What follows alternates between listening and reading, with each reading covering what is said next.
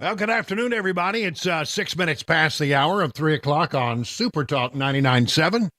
I am your friend and radio buddy, Brian Wilson, in for the next 4 hours, where we're going to give you news and information you can use so you get home. You'll have stuff to talk about with the fam, and you'll be smart. You'll be plugged in. You'll have all the latest info you need to be on top of events in the world around you. Well, let's just start off with this once again. Our 2024 update. It is New Hampshire primary day, and I don't know how it's going to go out. I think Chris Christie might be right. She's going to get smoked. You and I both know it. Yeah, I mean, it's certainly looking that way, but who knows? You know, we haven't counted the votes yet, but I mean, wow, the polls would have to be spectacularly wrong for Nikki Haley to prevail in New Hampshire. So, let's just go through some of this stuff that I have here. From the Boston Globe, these are the three latest polls, okay? And they were taken after DeSantis got out of the race. So it's really just Trump and Haley. How you going to vote? And they went to the people in Boston Globe has Trump at 60, Haley at 38. She's going to get smoked. You and I both know it. Insider Advantage has Trump at 62 and Haley at 35. She's going to get smoked. You and I both know it. Trafalgar has Trump at 58 and Haley at 36. She's going to get smoked. You and I both know it. If you take all of those three most recent polls, I did this on my own, so we'll call this the Brian Wilson average of polls, and I double-checked and triple-checked my math to make sure I'm correct, because I know you have doubts about that. It would be Trump 60, Haley 36. She's going to get smoked. You and I both know it. All right, so, I mean, is there any chance that, we're talking about big gaps here, 20-plus gaps, 20-point gaps here. Is there any chance that these polls could be wrong? And Nikki Haley, who says, no, it's not over, it's not over. Of course, everybody, when you're falling behind in the polls that bad, you say, oh, no. You're looking at the wrong polls, or it's not as bad as it says. Well, is there any chance that maybe she's right? Interesting column written by the very smart and erudite guy from I just lost Byron York. I'm sorry, I lost it. I knew he was smart and he was erudite. I just couldn't think of his name. Byron York, with the Washington Examiner, has written an interesting column here. And he asked that same question. Some people around Haley, he writes, point to polls in the past and other races that have been seriously wrong. Everyone can think of some. Remember the Washington Post ABC News poll final week of the 2020 election that showed Biden leading Trump by 17 points in Wisconsin? In the final result, Biden won Wisconsin by less than half a point, or about a half a point. The poll missed the final result by more than 16. But that was an individual poll. Our polling averages, that is, averaging the results of several polls, ever so dreadfully wrong that Haley could win New Hampshire? For the answer to that question, he turned to Tom Bevan, a really smart guy who's the co-founder of RealClearPolitics.com, which I look at every day, and if you love politics, you should read it every day as well. He publishes the most widely cited average of polls in national and state races. So the question he asked of Tom Bevan was, has there ever been a race in which the polling average was as wildly wrong as some individual polls? And here's the answer. In more than 2 decades of aggregating polling data, we've only seen a few instances where all of the polls were off in a significant way. Ironically, one of those was in the Democratic primary in New Hampshire in 2008, where the final average of polls had Barack Obama up by 8.3, and Hillary ended up winning by 2.6. That's about a 10-point gap. Yes, it's possible that all the polls could be wrong, but with Trump's current lead, it would be a miss bigger than anything we've ever seen. Bevan also noted that the 2016 presidential race in Wisconsin, which Clinton was leading by 6.5 and Trump won by 0.7, that's a 7.2-point miss. And the Nevada race in 2010, where you had challenger Sharon Angle ahead of Senator Harry Reid by 2.7 points and Reid won by 5.6. That's an 8.3 point miss. But I mean, see, when you aggregate these polls, they tend to be fairly accurate over time. At this moment, the Real Clear Politics shows Trump leading Haley by 19.3 points. And that looks at probably the last 8 or 9 polls. The ones that I gave you earlier were just the last 3 most recent polls. If Haley were to win in a squeaker, say by 0.5 points, that would require a 20-point miss, which would be historic. Probably not going to happen. But, I mean, it's hard to get real great polling data out of New Hampshire because independents can come in and Democrats can come in, and who knows what might happen in an open primary situation. And would Democrats who are going to cross over, would they admit that they're crossing over? No. So Haley cast doubts on the polls. She has to, Byron York writes, for her own morale, for the morale of her team, for the morale of her supporters whom she needs to get to the polls. What else could she do? Every losing campaign complains about the polling, says David Carney, a longtime New Hampshire-based Republican strategist. When it's one poll or an outlet series of polls, then maybe you could make the case that they are garbage. In fact, most public polls are trash, but when every poll shows the same trend, the griping comes across as desperate and pure spin to give their supporters hope not to throw in the towel before the voting even starts. I think he's exactly right about that, and I think Chris Christie is right. He's going to get smoked. You and I both know it. All right, so now I do have some other polls, by the way, and I think you're going to love this if you're a supporter of Donald Trump. I've told you the other day that recent polling of Trump versus Biden in the general election nationwide. Now, that's popular vote, and that's not the way we elect presidents. We elect presidents through the Electoral College, but it is sort of one, barometer of how things are going for a campaign. Well, I told you the other day that those numbers had seemed to tighten. I mean, you see every once in a while you see one where Biden's up by 1. Usually it's something along the lines of Trump up by 2. Some of them are tied. So, I mean, it has tightened up. But then I want you to hear the last 3 general election polls. Morning Consult has Trump winning by 5 nationwide. There are several kinds of Harris polls, but the Harris poll, Harvard Harris poll, Trump wins by 6 nationwide right now. And the Harris X poll has Trump winning by 4. So that's what? It's probably around Trump by 5 if you average those 3 together. I mean, those are the latest polls that are out there. And they just look at Trump and Biden. You say, well, it's probably not going to be just Trump and Biden. And you're right. It could be 3, 4, 5 candidates. But I will tell you that the trend I've noticed is that when you add more candidates to the mix, they take away from Biden a lot more than they take away from Trump. I mean, it ends up, Trump ends up winning by a bigger margin the more candidates that you add.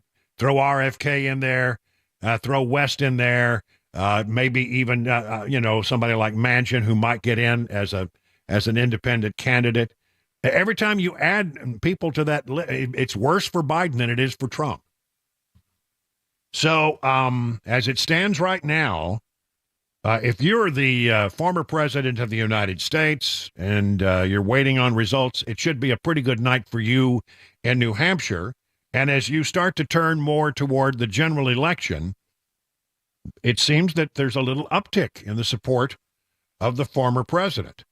So there you go. What else? Well, and Trump, is there a scenario? By the way, Nikki Haley says, I'm in through at least Super Tuesday. She has a path. She says she's going to be in. I don't know that that's true. I mean, we heard Ron DeSantis say he was going to go to South Carolina, and he got out before we got even to voting day in New Hampshire. So I don't know if you can believe that or not, but they're at least saying that they're going to stay in through Super Tuesday. So, okay, if that's the case, what could change? Well, okay, let's say something in the legal realm really got complicated for Trump. and something happened between now and, let's say, Super Tuesday. Trump's not worried about that at all. He's talking about, how they have come at him and come at him and come at him, and every time they come at him, he just does better. I mean, I've been indicted. I've been indicted more than Al Capone. No, these people are crazy. These people are crazy. It's weaponization. It's going after your political opponent. Nobody's ever done this before in the history of our country. They do it in third world nations, but they don't do it here. And I have a feeling maybe it's going to be the last time because people are going to see it at the polls. The people are, it's amazing. I appreciate it so much because normally what you do is you just put your head down. I guess you have to get the hell out. And every week we go up and up and up. And somebody said, don't indict him anymore. Please, you're killing us. You're going to indict him right into the White House. We don't want to have that. No, it's terrible. I mean, we get treated terribly. It's unbelievable. And, that's a two-way street. That can happen to them also. It's a very dangerous thing. It's a very dangerous precedent that they are setting. Well, okay, so let's just take him at his word. Then I think he's right. Every single time that something has happened to Donald Trump on the world stage, on the political stage, as they come at him with one lawsuit, they indict him for this, they indict him for that, his numbers do tend to go up. He is Obi-Don Kenobi. If you strike me down, I shall become more powerful than you can possibly imagine. That's right, Obi-Don Kenobi. You know, that as long as I've been doing that, I pulled that the other day when I was on Dan Mandis' show. He said, "That's great. Are you using that on your show?" And I said, "Yes, Dan. If you ever listened, you would know. I've been doing it. Also, this is the way. This is the way. Okay, so now let's look forward. Let's say Trump is the nominee, and as I say, as far as this show is concerned, we're just going to go ahead and consider him the presumptive nominee. Donald Trump doesn't care if Nikki Haley stays in, and I don't think it's going to make a whit of difference if she does. I mean, it is the Trump train is leaving the station, and I don't know how anybody could stop it. But so let's look forward and let's play the other parlor game. Who's going to be his running mate? The online sports book Bovada this week released its betting odds as to who will emerge as the Republican vice presidential nominee in the upcoming cycle. The most likely choice, according to them, is South Dakota Republican Governor Kristi Noem. If only somebody had been saying that. Who has 3-1 odds. In other words, if you put down a $100 bet and she becomes the vice president, you would win $300. Okay? So Noem at 3-1 odds. Ramaswamy at 6-1 odds. Ben Carson 7-1 odds. Elise Stefanik 7-1 odds. Other likely.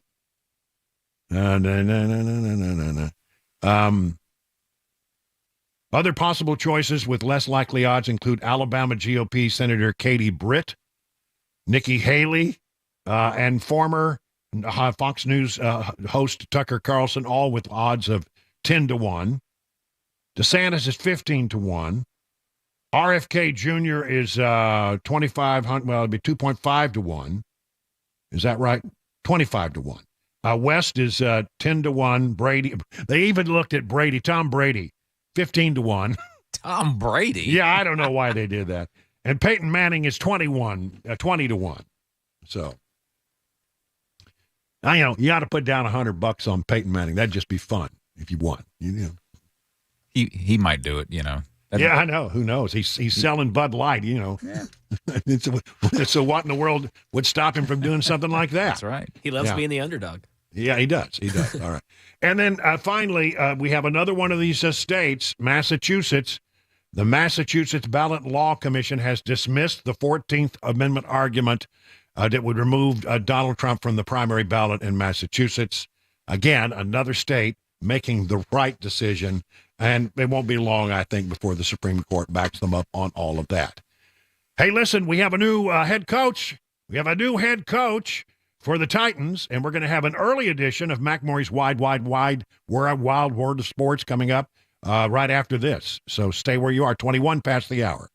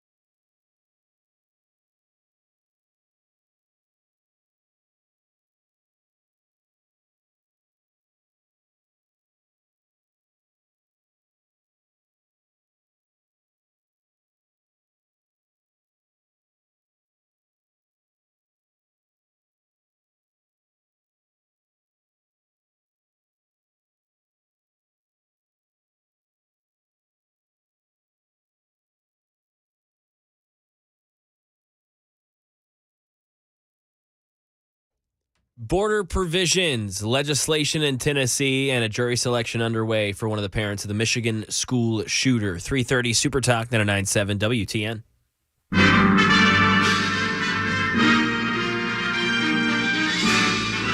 Spanning the globe to bring you the constant variety of sport, the thrill of victory, and the agony of defeat. All right, it's time for an extra special early edition of Mac Maury's Wild World of Sports, because we have some important sports news we need to share. Here he is once again. You know him, you love him, you can't live without him. The one, the only, Mac Maury. Hello, Mac. Hello. The crowd's, it's a little early. They're a little surprised, but they're still here. They're excited. They weren't expected to have to show up this early.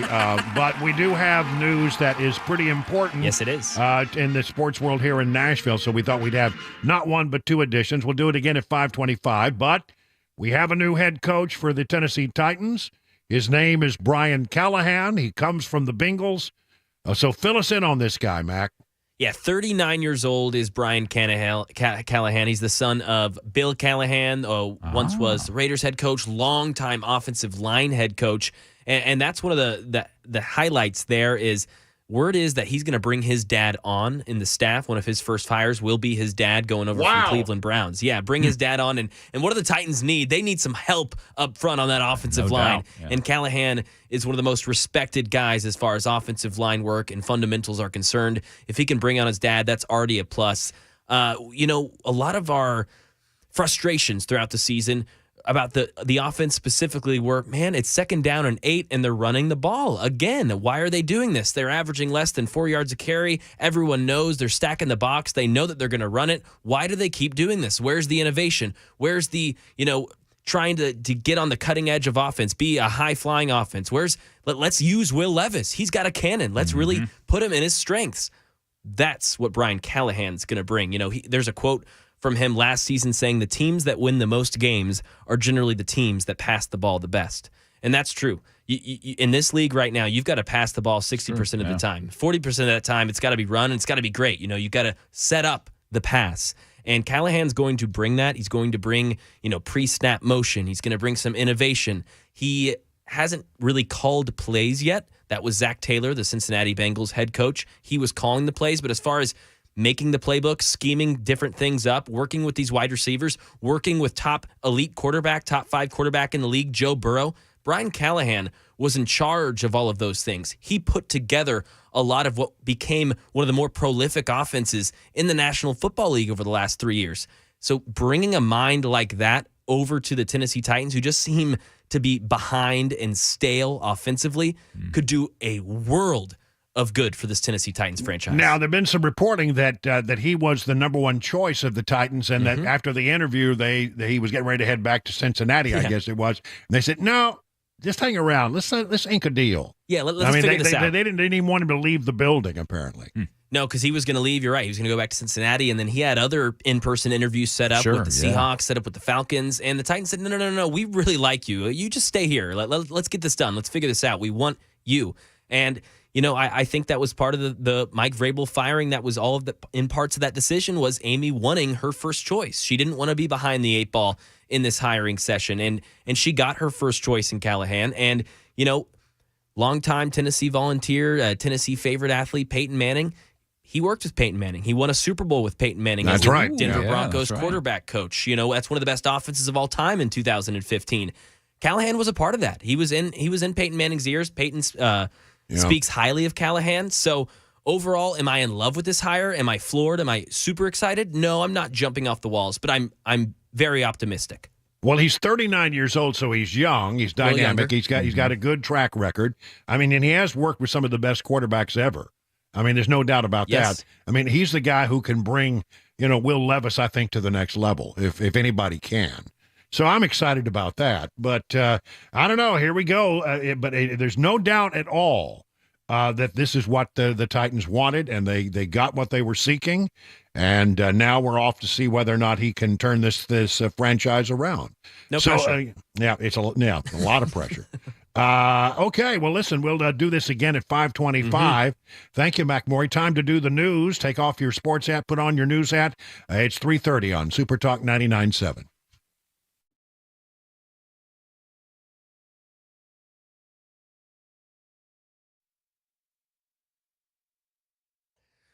3:30, I'm Mac Maury with your top stories. 52 degrees in Nashville. Weather forecast traffic report coming up in 5 minutes.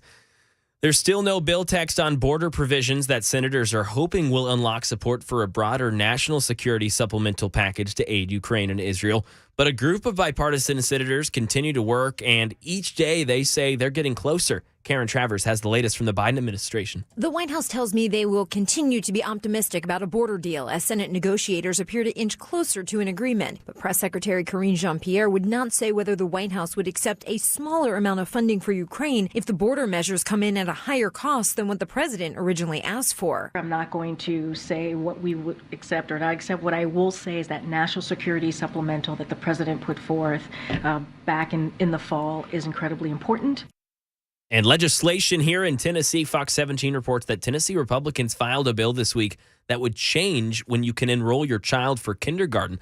The legislation states, removes authorization for directors of schools to allow early enrollment in kindergarten for emotionally mature students.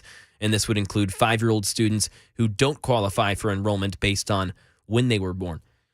Jury selection underway for one of the parents of the Michigan school shooter, Derek Dennis. Jennifer Crumbly, the mother of now 17-year-old Ethan Crumbly, facing trial and accused of being grossly negligent in connection with her son's 2021 shooting spree at Oxford High School in Michigan that left 4 students dead. In December, Ethan was sentenced to life in prison after pleading guilty to murder, terrorism, and other crimes. His father, James, is headed for a separate trial in March. Prosecutors argue that Crumblys bought their son the gun that was used and made it easily accessible. Defense lawyers say Ethan's actions could not have been foreseen. It's the first case in the nation where the parents of a school shooter are criminally charged. And that is the latest news. Weather traffic report up next. I'm Mac Maury, WTN News.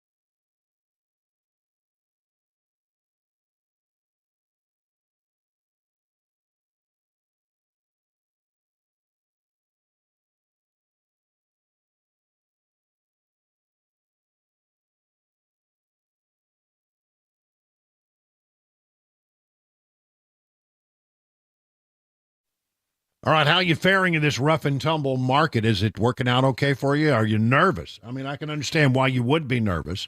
It can be a little scary with the ups and downs. Beacon Capital Management has a plan, however, to assess where you are and help you make any mid-course corrections that might be needed. Wouldn't it be great to have peace of mind that you're on the right path? Beacon can provide you that reassurance. It starts with a simple phone call, 615-488-9303. The experts at Beacon will take it from here. I mean, you have nothing to lose except for the potential worry that you have. Get started today by calling that number, 615-488-9303. And at the end of the process, you'll be able to rest easy knowing you have a plan that meets all your retirement goals. Replace the worry with confidence that you're on the right path. Again, write it down last time, 615-488-9303. The experts at Beacon stand ready to take your stress away, and you can learn more at askbeaconnow.com.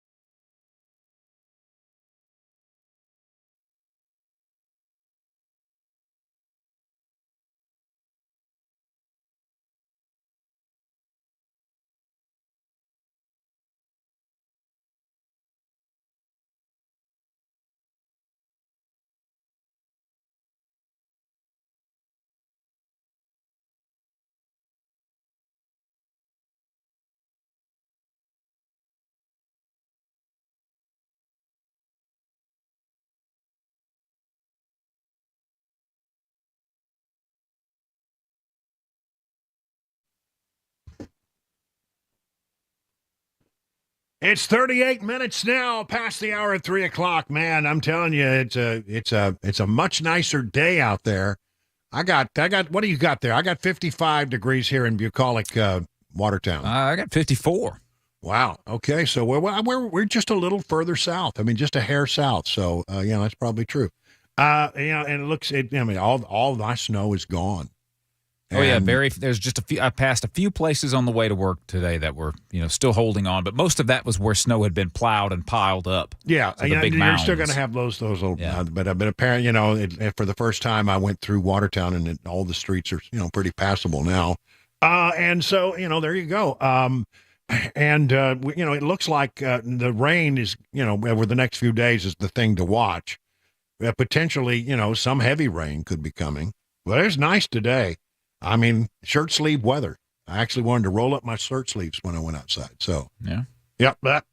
Good. That's good. I'm glad. And then, after we get through this bout of rain, it looks like then we have what I would consider to be seasonable weather for this time of year. Yeah, upper 40s, low 50s maybe. Yeah, seasonable stuff. All right. Sounds good. All right. Let's talk about a little Tennessee news. I love this. I found this in the Tennessee Star. So remember when we were in Iowa, I spoke with Knox County Mayor Glenn Jacobs.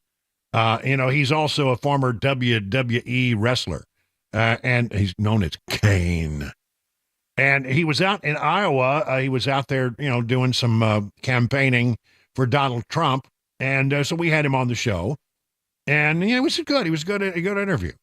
But it was at the same time that there was a big snowstorm hitting Knox County.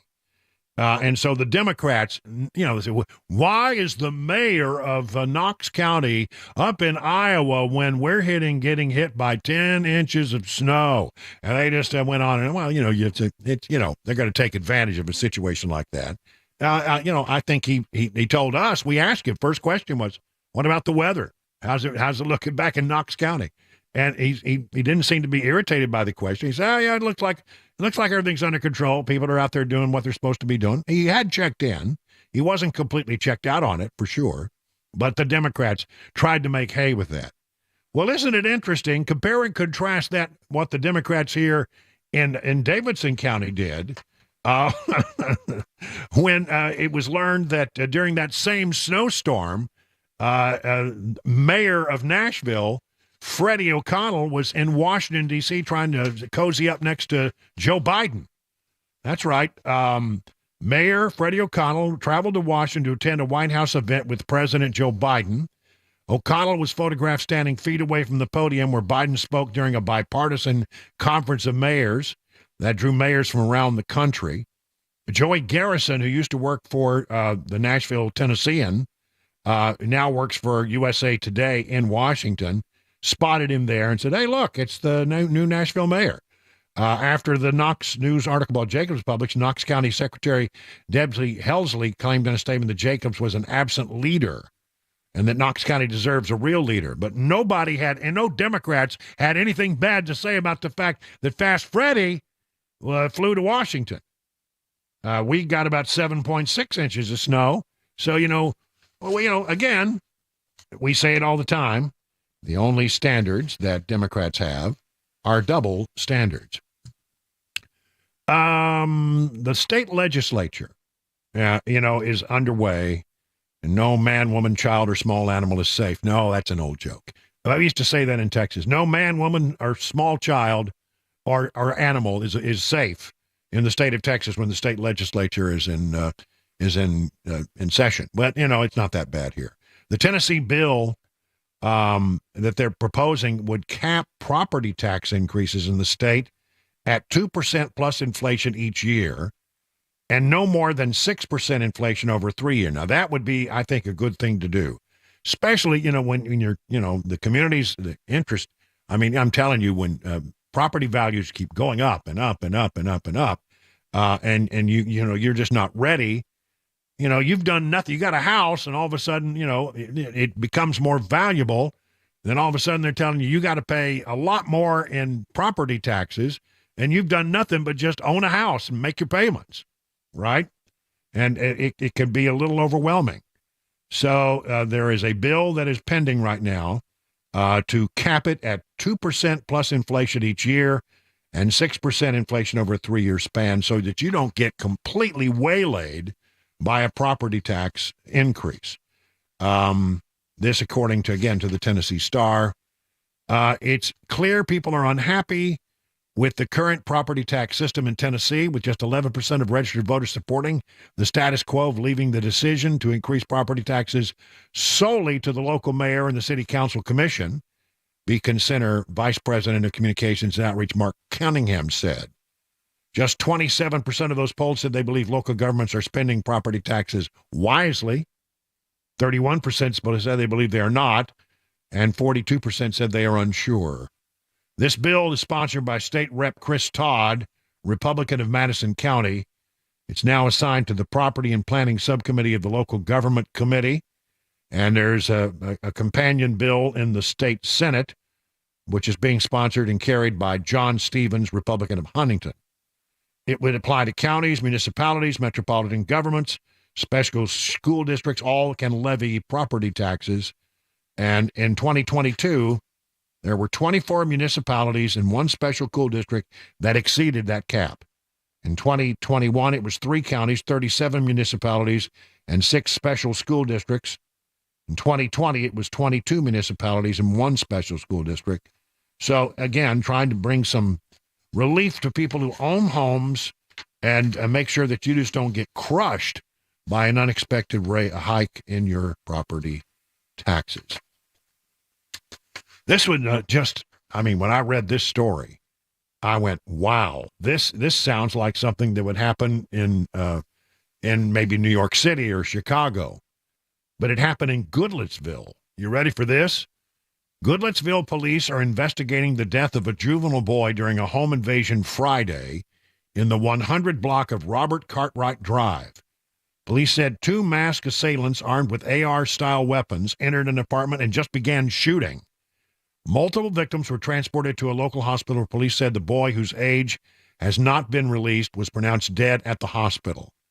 Police have not released the names of the other victims involved in the shooting or their conditions. The 2 masked suspects, according to the Tennessean, left the scene in a small, dark-colored sedan. They have the names of the suspect, but they have not been released at this time. And anyone who has information can call the Goodlettsville Police Department at 615-859-3405. I mean, it's like a gangland shooting. I mean, drive-by shootings are one thing, but this was a home invasion. This came blowing through the door with AR-15 style weapons and began shooting up the place, and a lot of people were hurt, and one young boy, apparently, we don't know the exact age, a juvenile boy, was killed. It sounds like, it has the feeling of a drug deal that's gone bad, or retribution for something like that, but who knows? But, I mean, I'm telling you, sometimes, you think, here in Middle Tennessee, things like that shouldn't happen, but they do, and they are, and it's very concerning. If you haven't heard, multiple chart-topping 2-decade veteran, Murfreesboro native, country performer Chris Young, age 38, arrested Monday at the Doghouse Bar in Midtown. It's just right around the corner from the station there, right? Mm-hmm. I might have had a beer there once or twice. It was charged with resisting arrest, disorderly conduct, assault on an officer, according to court records. This according to the Tennessean. Young was at the Tin Roof on Demonbreun Street about 8 p.m. Monday when agents from the Alcoholic Beverage Commission arrived to do a compliance check, according to an arrest affidavit. When we walked in the bar, a man sitting at the bar, later found to be Mr. Young, had his ID in his hand above his head. As our agent approached, Young took his ID and scanned it to check its validity. And once agents determined the ID to be accurate, they walked away. Mr. Young started asking questions. No. That were answered at that time, and then began video recording us. We left the bar after finishing our checks, went to the doghouse next door to continue our compliance checks. According to the affidavit, Young and several friends, followed the agents to the doghouse. The agents checked the bar's credential and began to leave when Young approached them. While walking out the door, Mr. Young put his hands out to stop me from leaving the bar and struck me on the shoulder, the affidavit said. I then pushed Mr. Young to create distance since I had no idea who Mr. Young was or what he had. Patrons at the bar got up and got between the agent and Young and began yelling and screaming. Another agent intervened, giving Young orders. 2 agents then detained Young, put him into handcuffs. While all agents were trying to leave the bar, multiple people who were with Mr. Young started following agents and making the incident, quote-unquote, hostile. According to the affidavit, Young had slurred speech, bloodshot eyes, and watery eyes. He's just, it comes at a time where his career, he's got a very ambitious project, getting ready to put out a 18-track release called Young Love and Saturday. In 2022, Young was nominated for 7 Academy of Country Music Awards, the most of any artist that year. He's been in the news for his dramatic 60-pound weight loss during the last 2 years. But Monday's arrest was not the only time Young had been at nightlife establishment late in downtown Nashville. He apparently likes to go out and party. Well, it's, that's what country stars do sometimes. So there you have it. He's got some legal problems now, and it sounds like maybe some other problems as well he needs to work on. Again, Chris Young arrested in a Midtown bar. I used to live right across the street from all that. When I first came to Nashville, I lived in the apartment complex directly across the street. And when I was looking at apartments, they took me to some that looked down onto Munbrian. And I said, well, the problem is I get up at the time I was getting up very early to do the morning show.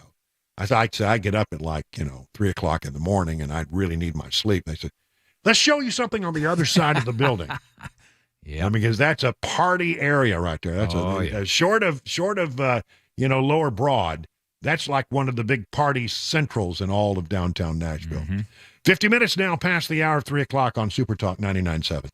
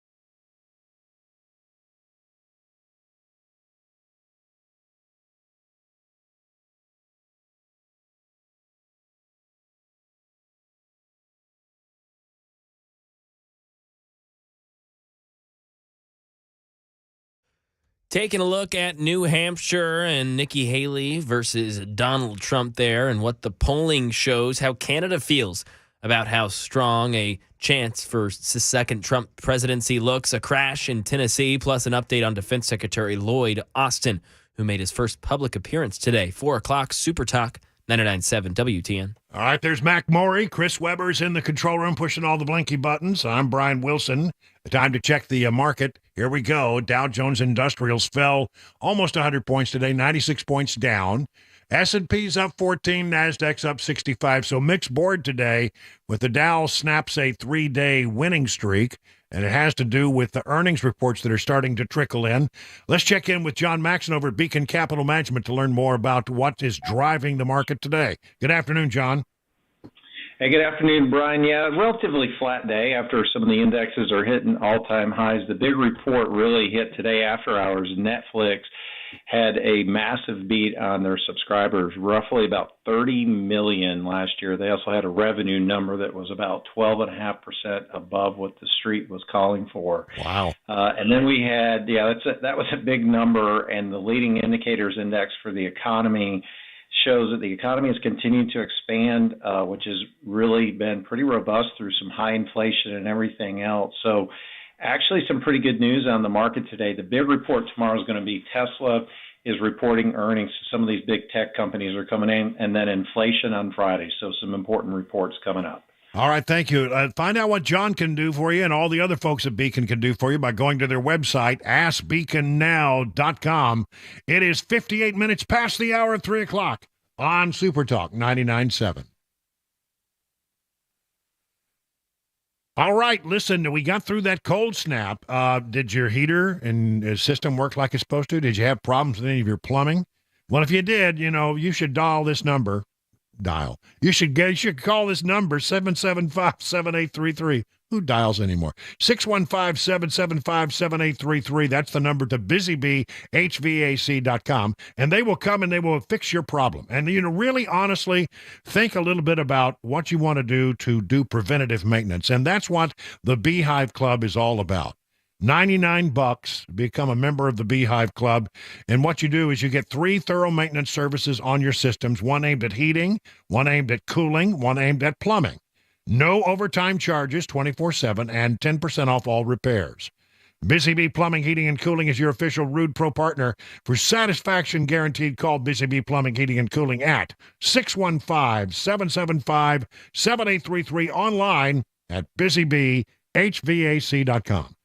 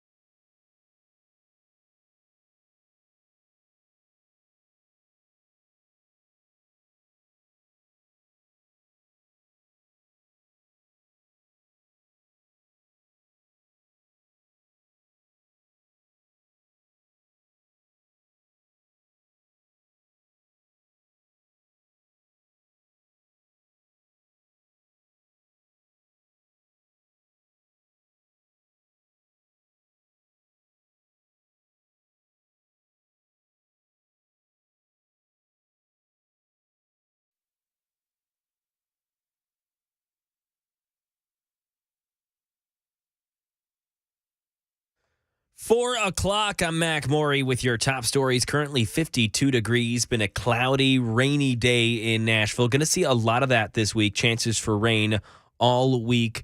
And by the time Sunday afternoon rolls around, could see 2 to 3 inches total of rainfall this week in Nashville and the mid-state area. Traffic complete weather forecast coming up in about 5 minutes. Former South Carolina Governor Nikki Haley has a lot on the line tonight as GOP primary voters in New Hampshire decide between her and Donald Trump. Stephen Portnoy reports from Manchester. Speaking with reporters at a polling place in Hampton, Nikki Haley scoffed at the notion that her campaign is in its last days. I'm not going to talk about an obituary just because y'all think we have to talk about it. I'm going to talk about running the tape and saving this country. While he's called on Republicans to get behind him, Donald Trump says he would never ask Haley to withdraw. I don't care if she stays in. Let her do whatever she wants. South Carolina votes in about a month, and Haley has said she's going to continue her campaign in her home state, even if Trump wins here tonight. And polling showing a landslide in favor of Trump in New Hampshire tonight. One world leader doesn't appear to be looking forward to a second Trump presidency. Andy Field tells us about remarks today from the Canadian Prime Minister. Prime Minister Justin Trudeau saying Canada's government is preparing for a possible Donald Trump second term and worrying it would bring uncertainty to the nation. Trudeau saying they were able to manage relations with then-President Trump by showing the U.S. and Canada can create economic growth for both countries. Donald Trump has called Trudeau two-faced, weak, and dishonest, and attacked Canadian trade during his 4 years in office. A crash in Tennessee, a crash in Laverne, sent the driver to the hospital early this morning. It was around 2:30 a.m. on Firestone Parkway and J.P. Hennessy Drive when a woman drove off of the road and into a culvert there. The extent of her injuries are unknown, but she was alert and talking before she was placed into the ambulance. Defense Secretary Lloyd Austin made his first public appearance today since his secretive New Year's Day hospitalization at Walter Reed National Military Medical Center. Ike Ajaji in Washington with more. In his first public appearance since his secret hospitalization earlier this month, Defense Secretary Lloyd Austin virtually addressing more than 50 nations that make up the Ukrainian Defense Contact Group. Austin reiterating the U.S.'s support for Ukraine, all while calling on Congress to pass additional aid as the country continues its war with Russia. Putin continues to sacrifice staggering numbers of Russian troops in his rash and reckless war of choice. So I urge this group to dig deep to provide Ukraine with more life-saving ground-based air defense systems and interceptors. And any funding for Ukraine must be approved by Congress first. Right now in Nashville, country music artist Chris Young is charged with disorderly conduct, resisting arrest, and assault of an officer. According to arrest documents, 2 agents doing compliance checks had to physically detain Young and cuff him after he allegedly confronted them as they were leaving a bar on Demumbrian last night. That is the latest news. Traffic and weather up next. I'm Mac Morey, WTN News.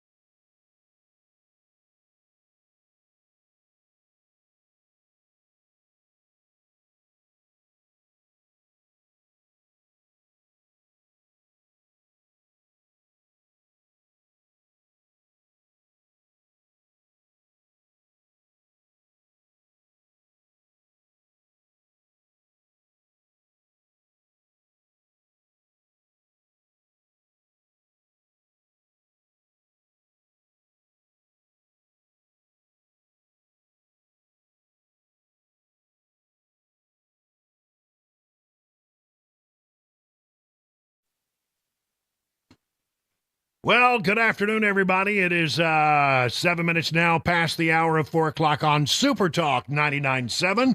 I'm Brian Wilson, your friend and radio buddy, and you're listening to The Drive. And you know what? We forgot to say something. I think it was either yesterday or today. I think it's today, or maybe it was yesterday, is my WTN anniversary. Oh, wow. Let's see, we're at, 6 years, I think? Yeah, that's right.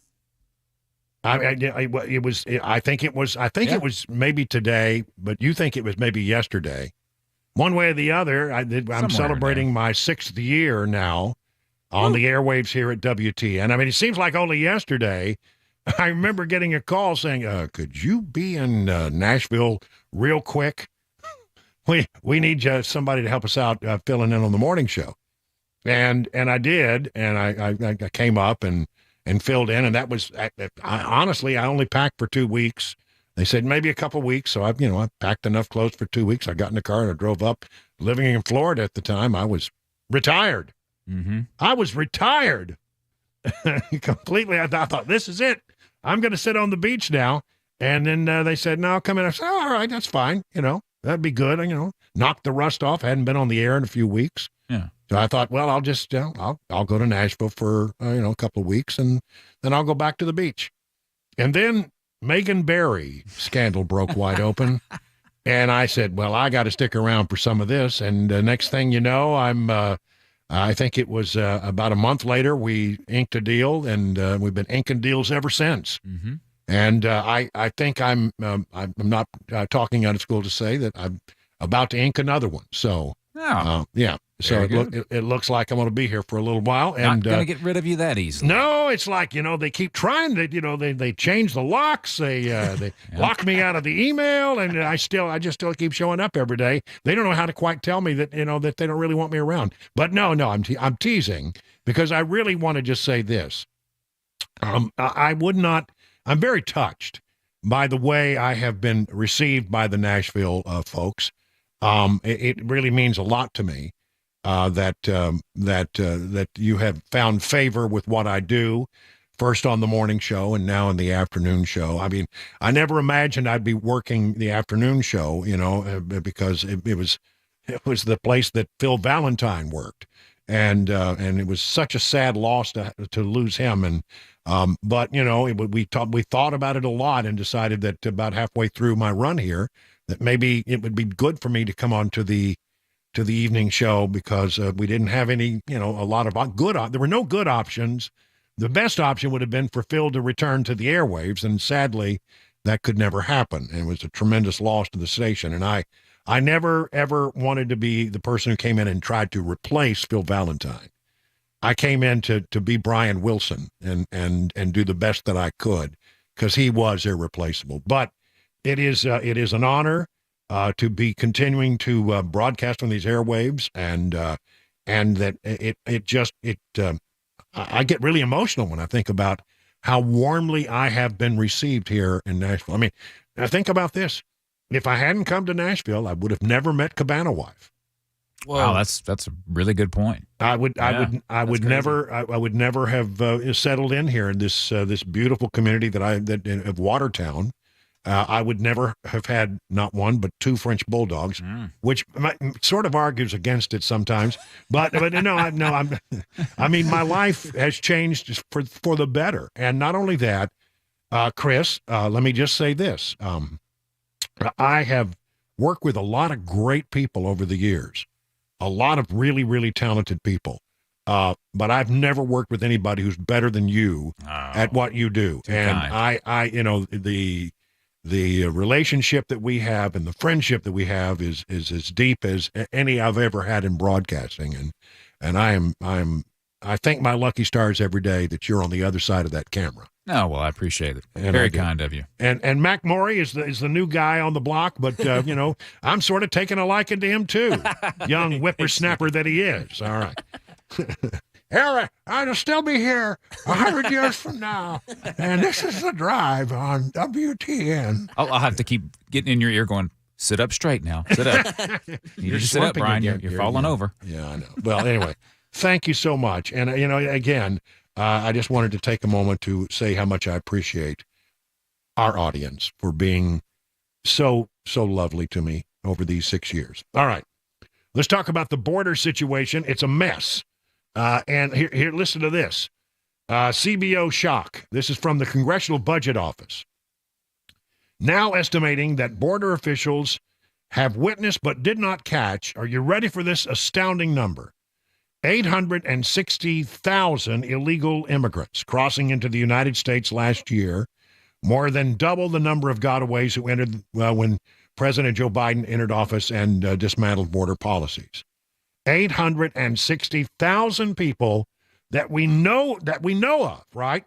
That came across the border that we just couldn't get to. We know this because we have sensors, we have cameras, we have all. These are the ones that we know about. They say the actual number is probably about 20% higher. So let's call it a nice around million people who came across the border, found their way into America, never had any contact with law enforcement at all. We don't know who they are, we don't know where they are, and we have no earthly idea what they're up to. It is terrifying to me. There were 389,000 gotaways in fiscal 21 and 600,000 in fiscal 22. You start adding those numbers up, and you're now talking, somewhere in the neighborhood of 2 million people who've entered the country that we don't know who they are, we don't know where they are, and we don't know what they're up to. And they're not all, by the way, from South and Central and Mexico, Central America and Mexico. They're not. They're from all over the world. And I would have a feeling that, our enemies on the world stage have taken complete advantage of our situation and have snuck a lot of people in here who shouldn't be in here, who aren't looking out for our best interest, I tell you. And this is where the drugs come across. This is where, the human smuggling takes place. This is where the bad people, see, there's two groups that the coyotes work with. One are the ones who actually want to wade across the river and encounter the Border Patrol, get their piece of paper, and get sent on their way into America. They shouldn't, but they do. And then the other group are those who don't want to have any contact with law enforcement. Well, why do they not want to have any contact with law enforcement? Because they're not good people. They are the criminal element, and we're letting about 2 million of them in. It's scary. It's really scary, and we should all be deeply terrified about all that. Situation doesn't get any better day to day. Griff Jenkins from Fox Border News. Patrol Chief Jason Owens tweeting over this past weekend alone, agents busted over 300 pounds of drugs like fentanyl, meth, cocaine, 11 subjects with criminal history like sexual assault, with a child, murder, weapons, drug trafficking, you name it, over $24,000 in cash and 2 firearms. I mean, these are lovely stuff happening down on the border coming into our country. And so, in the White House briefing room, that people continue. I mean, this is the thing that people. I mean, I saw a thing this morning watching Fox and Friends. They do a poll of people in a diner. How many of you out here think that the economy is the number one issue? A few people raised their hands. How many of you think that the border is the big issue? Practically every other person. I mean, like 90% of the people in the room raised their hands. This is the issue, right? And so now at in the White House briefing room, occasionally, Karine Jean-Pierre gets asked a question about it. The president spoke to this last week a little bit, too. He said, he called out, he said to House Republicans, do you really want to actually fix this problem? Do you really actually want to do the work that's needed to deal with the issue that we're seeing at the border? Do you really want to fix this immigration system? I'm adding on to what the president said, but that's a question for House Republicans. I think we have proven, Republicans in the Senate and Democrats in the Senate have proven that we actually want to work on this issue. Work on this issue how, though, is the question. Do you want to shut down the flow? No, you don't. You want more people to process more paperwork. You don't want people to actually enforce the border laws. On this broken system. And so, look, if they are real about this, if they want to fix this problem, then they would get involved. They would get involved, but they haven't, right? You heard me say back at the end of last year, they left in the middle of December while negotiations were happening with Republicans in the Senate and the Democrats in the Senate. So, this is a real problem. This is an issue that Americans care about. And they want to see it done in a bipartisan way. That's what we're trying to do. That's what we're trying. I don't know why House Republicans continue to get in the way. I'm sorry. I just have to call it when I hear it. I mean, her idea of fixing it is to just, hire a bunch of people to go down there and make more peanut butter and jelly sandwiches for the people who are coming across the border, to change diapers, to take them to their medical appointments, and to process paperwork. They don't want to solve the problem. You know the way they want to fix it? Well, Kamala Harris, bless her heart, she actually says the part that they don't normally say out loud. They want a pathway to citizenship for everybody here because they want to fundamentally change the voting demographics of America. People say, Wilson, you're out of line. I've had people actually, get on my case when I say this. That's not what it's about. I say, it's exactly what it is. Listen to her. I'm so excited about this new couch, y'all. I'm so sorry. That's not supposed to be there. Here we go. There is no question that our immigration system is broken. And so much so that we, as the first bill that we offered after our inauguration, was to fix the immigration system, which included what we must do to create a pathway for citizenship. What? There it is. There it is. She just said it. And to put the resources that are needed into the border. To process paperwork, not to stop people from coming across the border. But sadly, people on the other side of the aisle have been playing politics with this issue. The solutions are at hand. And, gone are the days, sadly, where a President Bush or John McCain understood that we should have a bipartisan approach to fixing this problem, which is a long-standing problem. But what are those solutions? The solution includes putting resources at the border. To do what? To do what? Do what we can to process people effectively and putting in place laws that actually allow for a meaningful pathway to citizenship. I mean, there it is, ladies and gentlemen. I mean, out of her own mouth, there it is. She's just saying that what we really want is we want these people to come to this country and be given a pathway to citizenship because we think they're going to vote Democrat. She says it. I mean, that's the part they normally don't say out loud, and she has said it. And then she also threw in a bunch of, gobbledygook about equity. I will tell you that the negotiations that are happening right now, I hope, are going to be directed at solutions that are genuinely focused on fixing the problem, including all the equities that you mentioned. Okay. I've got so much border news, I can't get it all in one segment. So stay tuned. I want to hit some other stuff right after the commercial break. It's 20 minutes past the hour of 4 o'clock on Super Talk.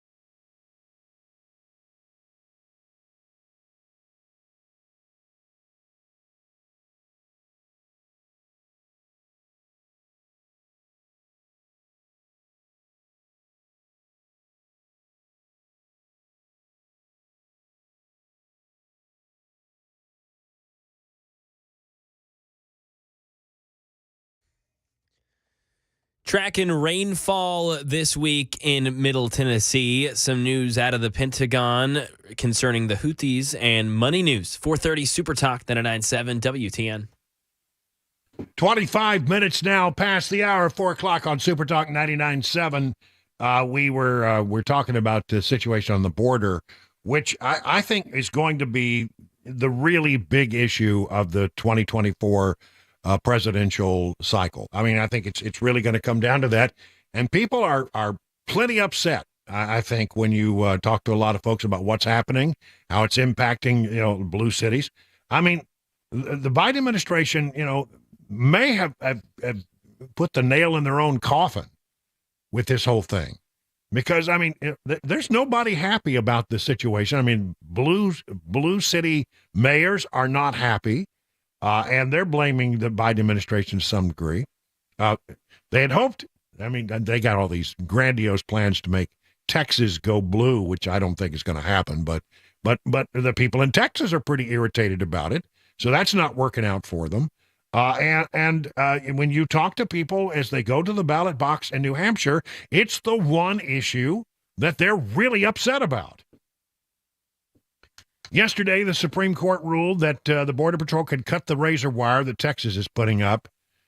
And Congressman Chip Roy called on Texas officials to ignore the Supreme Court ruling, declaring the federal government could remove razor wire on the U.S.-Mexico border. They have a duty under the Constitution and every other norm of leadership of any sovereign state to protect the citizens, period, full stop. There is no exception to that. And if the Supreme Court wants to ignore that truth, which a slim majority did, Texas leaders still have the duty to defend their people. The 5-4 Supreme Court decision, which came out yesterday, allows the federal government to remove razor wire on the border placed there by Texas law enforcement and the Texas National Guard. The government argued the wire illegally prevented them from managing the border. This is these facts coming from thehill.com. I'm telling you, I'm just as frustrated as Chip Roy is. But I do wonder, I don't want to get too far in the weeds on this, but I do wonder if behind the scenes there was sort of a trade-off made. And they say this doesn't happen, but it happens at the high court. I'll support your position on this if you'll support my position on that. There's a case out there called Chevron. It's a Chevron case where they're looking to do away with something known as the Chevron Doctrine, which allows administrations to basically rewrite the rules and the regulations and their interpretation of how a law should be enforced every time a new presidency comes in. And it's bad policy because, right now what the Biden administration is doing is not in keeping with the intention of Congress when they passed the latest immigration laws. This is not what they wanted, and I would say that the Biden administration has twisted the intent of Congress and to its own liking. And if there's a favorable ruling on Chevron that will give people the right and will say to administrations now and in the future, you can't just go willy-nilly changing everything around simply because you walked in the door and you don't like the law. You cannot thwart the intentions of Congress when they pass a law. So I think maybe there's behind the scenes, I would not be shocked if there's some kind of negotiation going on in that regard. The Biden administration has spent a whopping $20 billion on refugee resettlement in just 2 years. Billions, $20 billion, $20 billion of your taxpayer dollars, according to the Daily Caller, into the Department of Health and Human Services, the Office of Refuge Resettlement, since October of 2022, according to a new report from Open the Books. This is just to help people resettle when they come across here illegally. So you're paying for it. Your tax dollars are going to pay for the resettlement of all these people who are here illegally. Shocking, stunned, and amazed we are. And if you've been paying close attention, I've seen several things lately that made me go, I might have to reconsider my opinion about John Fetterman, the Democrat senator from Pennsylvania. I know, look, I mean, I don't agree with them on a lot of stuff, but listen to this. Democrat Senator John Fetterman questioned why his fellow Democrats believe that a secure border supports for immigration are contradictory. I don't understand why it's controversial to say we need a secure border, Fetterman told CNN. I've been very clear, in fact, that was weaponized against me as a Republican in my race, that I'm very much in strong support of immigration in my wife's family. I can think of two things can be true at the same time. You can be very supportive of immigration, but also need to have a secure border. And I think about immigration is we want to provide the American dream for any migrant. Yeah, and I agree if you're willing to follow the rules, but it seems very difficult when you have 300,000 people showing up and counted at our border to do that. I think we need to have a reset, and I think we need to work together. Progressives are absolutely apoplectic about some of the positions that Fetterman has been taking, at least in of recent days. And he seems to be revealing himself as more of a moderate Democrat than we first imagined. And by the way, I will have to say, in fairness, because, we've been very critical of his inability to complete a sentence, the last few times I've seen him, he seems to be getting better. I'll grant him that. All right. Not to praise him too much, because then I'll get a bunch of people telling me that I'm hopelessly lost. And I'm not. I'm just observing that he's not as progressive as we all thought he might be. 31 minutes now, past the hour of 4 o'clock on Super Talk 99.7.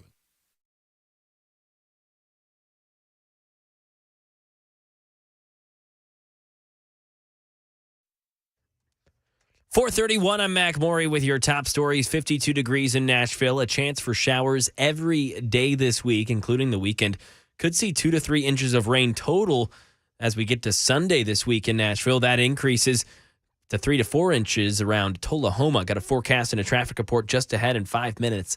The Pentagon saying U.S. and British forces launched another major air and missile attack in Yemen, targeting Iran-backed Houthis for the rebels' continued attacks on commercial ships in the Red Sea, this time striking an underground Houthi storage location and drone and missile sites. Here's Luis Martinez with more. The U.S. officials who we've been talking to telling us they believe that these attacks, these retaliatory strikes, are having an impact on degrading the Houthis' ability to carry out these attacks on shipping in the Red Sea and the Gulf of Aden. But of course, we're not seeing that decrease yet. And the answer that we get from officials is that we fully anticipated that the Houthis would continue to attack, though what you're seeing is on a much smaller scale. That's the argument that they're making. Now over to the money news. Here's Daria Albinger. The broadest of the indices just keeps rising. The S&P closed at an all-time high for the third straight day, up 14 points. The Nasdaq rose 66, while the Dow fell 96 points. Procter & Gamble notched big gains on some better-than-expected earnings, while 3M dropped sharply on some disappointing numbers. Couple of big corporate job cut announcements. TikTok laying off dozens of workers. In its advertising and sales unit, it's the latest tech company to send out the pink slips in the new year. The social media platform is expected to cut 60 jobs. It is not giving a reason for the layoffs, but it says impacted workers can apply to other open positions at TikTok. The LA Times plans to cut 94 newsroom employees. The head of the journalists union says the number, while substantial, is less than it feared. The IRS says it wants to communicate with people in plain English. The federal tax collector's simple notice initiative will apply to letters and phone calls. And that is the latest news. Traffic and weather next. I'm Mac Maury, WTN News.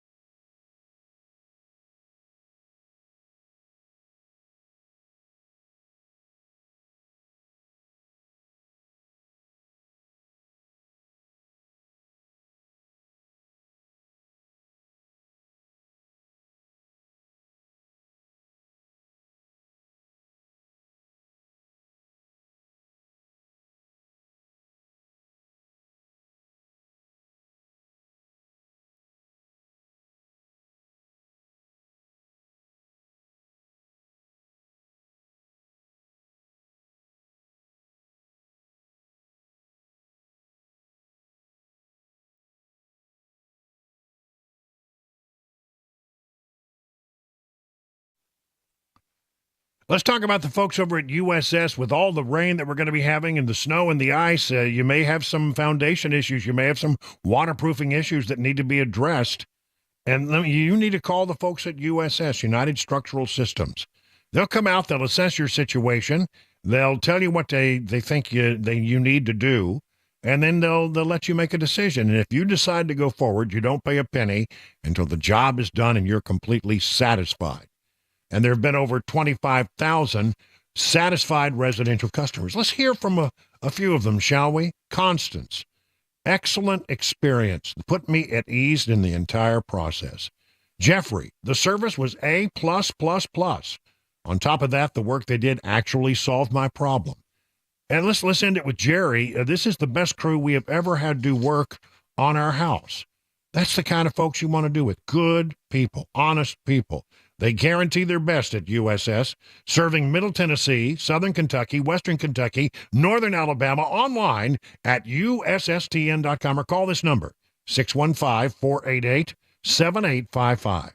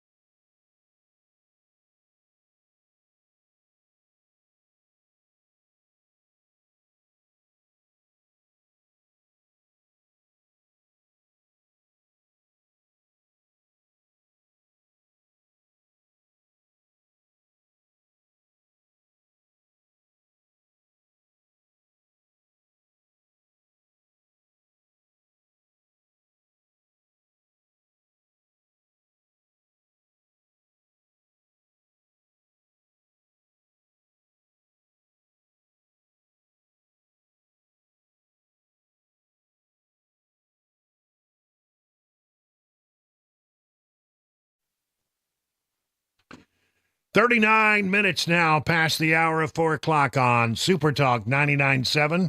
Brian Wilson in the chair and on the air on this Tuesday, where it's like, 54 degrees here in bucolic Watertown, and maybe about 50, I would say, guess 53 Nashville? Well, it's now saying 57. Wow, that's a little good. warmer. A little warmer. Okay, well, good. It's so much better than what we had going, and I think the snow's gone. So far, the heavy rain is not here, but I think it will be coming. This is this was sort of an in-between day, and all my snow is gone, and I got out today and ran errands and did all that kind of stuff today, so it's good. Oppenheimer leads the Academy Award nominations with 13. Now, I've been looking. I don't know that I'm even qualified to discuss this issue. I mean, does anybody care anymore about the Academy Awards? I think not. I mean, what did we have the other night? The Golden Globes or what was the other thing? The Emmys. The Emmys. No, nobody watched. No. I mean, there was practically out of what 330 million Americans. There were like 4 million Americans who cared enough to tune in, and most of them probably work in the industry. So what if you held an award ceremony and nobody watched? But I'm looking here now. Look, I'm going to run through this list. Bear with me. American Fiction, Anatomy of a Fall, Barbie, The Holdovers, Killers of the Flower Moon, Maestro, Oppenheimer, Past Lives, Poor Things, The Zone of Interest, and let's see, is that it?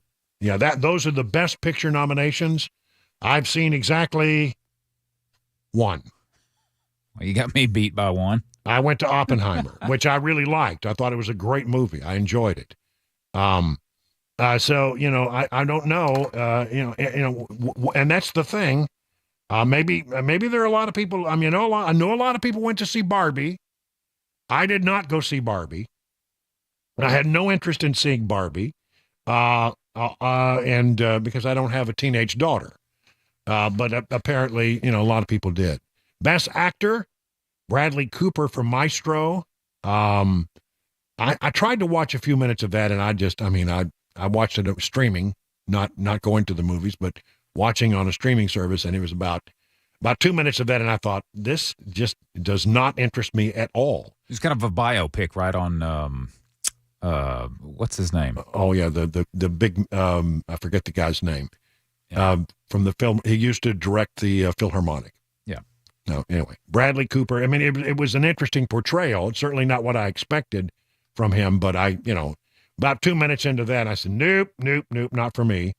Leonard Bernstein. Leonard Bernstein. Thank you so much. Yeah. Bradley Cooper, Maestro, Coleman Domingo for Rustin, Paul Giamatti from The Holdovers, Cillian Murphy from Oppenheimer, and Jeffrey Wright for American Fiction. Best Actress, people are very, very upset that Margot Robbie did not get a nomination for Best Actress in Barbie. Annette Bening for Nyad, Lily Gladstone, Killers of the Flower Moon, Sandra Huller, Anatomy of a Fall, Carey Mulligan again, Emma Stone, Poor Things. Okay, so here's where people are pretty upset. I don't know anything about Barbie, but I'm led to believe by people who have seen the movie or people who have written about the movie that it's really about female empowerment and the power of girls. Okay. Mm-hmm. And even though you wouldn't think that, Barbie would be the right vehicle for that, apparently a lot of people really thought this is the kind of movie we want young girls to see because it shows them, the power of women. However, she didn't get a nomination for Best Actor or Actress. Ryan Gosling, who played Ken, got a nomination for the Best Supporting Actor, and so the people say, well, you just exactly proved the premise of the movie. It's a man's world. And so anyway, America Ferrera, I don't know who she played, and Ryan Gosling named for Best Supporting Actress and Actor. But they did not nominate Margot Robbie, who was actually the lead in the movie. Well, maybe she just wasn't that good. I don't know. What I know about this movie is what I saw in the trailer. I didn't watch the movie in a trailer. The movie trailer. Although if you're going to watch the movie, maybe you want to be in a trailer. I don't. Sounds perfect. Yeah. I don't know. But look, I think we've gotten to the point now where nobody cares anymore. And I will predict that, what will happen, and this is why nobody cares, is that these nitwit Hollywood actors and actresses. Now, I like Ryan Gosling. I think he's funny. I think he's a good actor. I generally, when I see something, there's several actors that, I know what their politics are. I get it, but if they're gonna, I want to know, am I going to be entertained by this movie? And so there are certain actors that I feel like Tom Hanks. I know where Tom Hanks is politically, but he always gives me a good performance. Mm-hmm. I've never been disappointed, really. by anything that Tom Hanks has ever done. I always find him to be likable and watchable and maybe one of the great actors of our day. I mean, I just recently rewatched Forrest Gump. What a great movie that was. I mean, absolutely. Such a good portrayal by him. And then, Ryan Gosling is one. I generally will go see something if Bradley Cooper's in. I think he's a pretty good actor. But boy, their politics are all over the place. How can you be a conservative then and want to support people? Here's what I've come to. If I like their art, then I like their art. I just don't pay any attention to them beyond what they give me on the screen or in a recording. I mean, for example, and this one, I don't know where this one came out, but I mean, music-wise, there's a lot of people right now in Nashville whose music I like, but I'm pretty sure I don't like their politics from what I know of them. A whole bunch of them. So do I walk away from what I think is pretty good music, or do I say, okay, I like your music, but that's where I'm going to draw the line with you. Don't get here and don't get in my face and don't preach at me because I don't want to hear it. It's not your job. Your job is to entertain me. And so, I just draw a line between their art and then their political leanings, but people really get upset with me when I say, well, how can you support that person? Do you know what they believe? I don't know what they believe. I don't care what they believe. It doesn't matter to me. As long as they don't start blending in their political beliefs with the art, the music, or the acting or whatever. If they can keep those two separate, absolutely, then I'm okay with it. Now, I'll give you an example of someone that is way out there left, but I really like her music. I've always liked the music of Sheryl Crow. I mean, I like me some Sheryl Crow now and then. I think her albums are well produced. I generally like the music. And I mean, she's, I think, a pretty good performer. I don't like anything she stands for on any level, including her one ridiculous statement one time that nobody needed to use more than one square of toilet paper to wipe their bottom. She did say that. Wow. Yeah. And I said, well, you haven't seen my bottom then, because I'm telling you, that won't work for me. But I don't know. I mean, it's like, at some point, they say, well, you can't support a movie. I thought Oppenheimer was a good movie, and I wanted to see it. I think there's some movies out right now that I might like to see.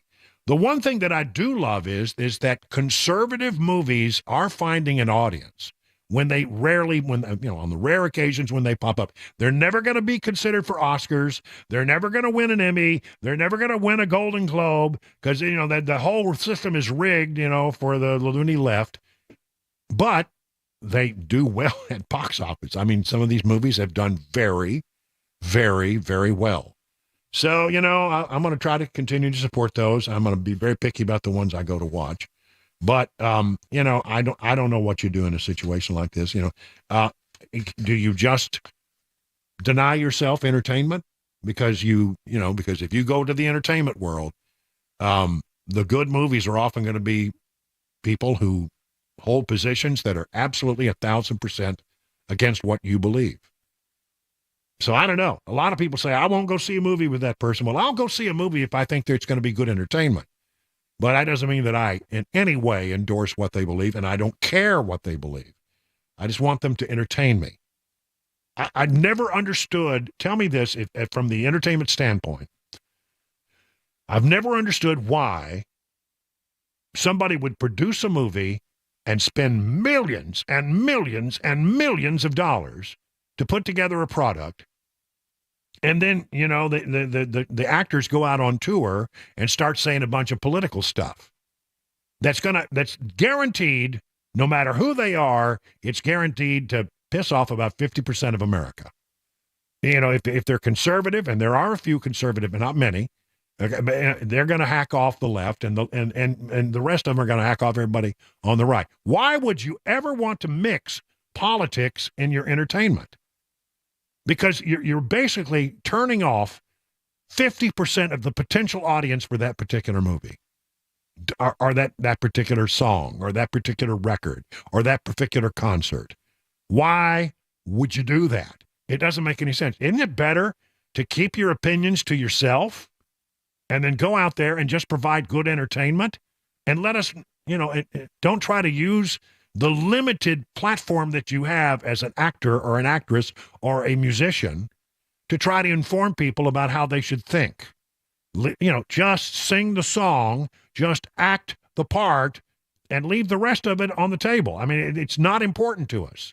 But sadly, they continue to do that. And I guarantee you, if I were producing movies and I were spending my money, the one thing I wouldn't want them to do is to go out there and talk politics at all, period.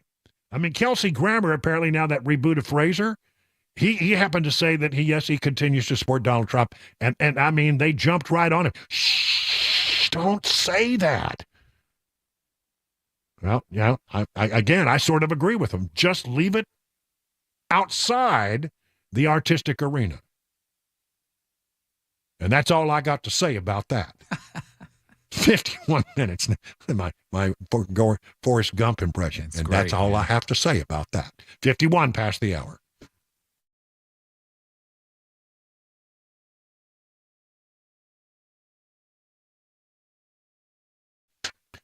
My friends at Genesis Diamond are psyched for the new year. Lots of great things happening, and they're ready to help you celebrate those important milestones with better value, higher quality, and uncompromising customer care.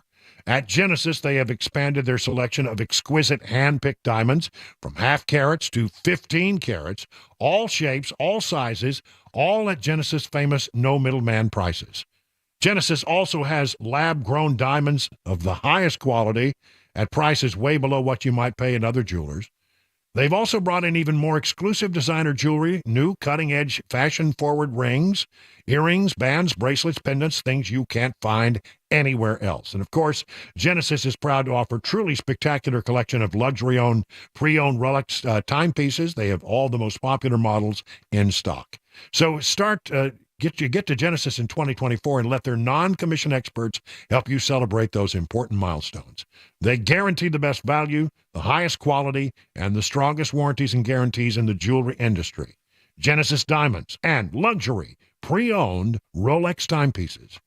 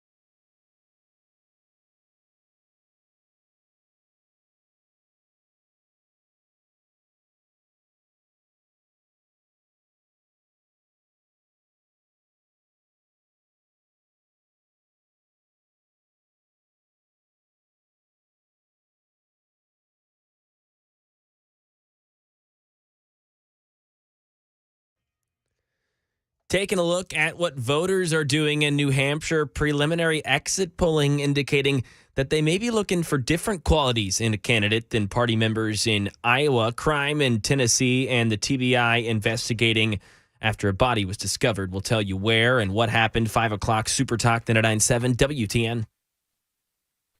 It is 57 minutes now past the hour of 4 o'clock on Super Talk 99.7.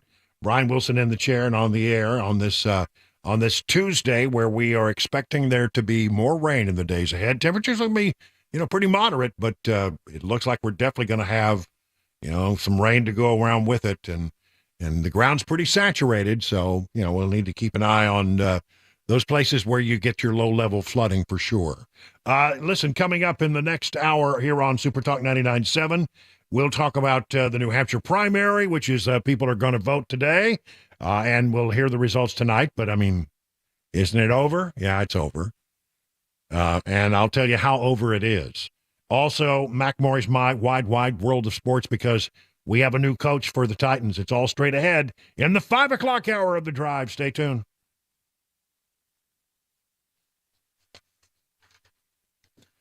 I want to tell you about the folks over at Restoration Wellness, and they want to help you achieve your weight loss goals for 2024. Now, I have not done a client that does weight loss until now.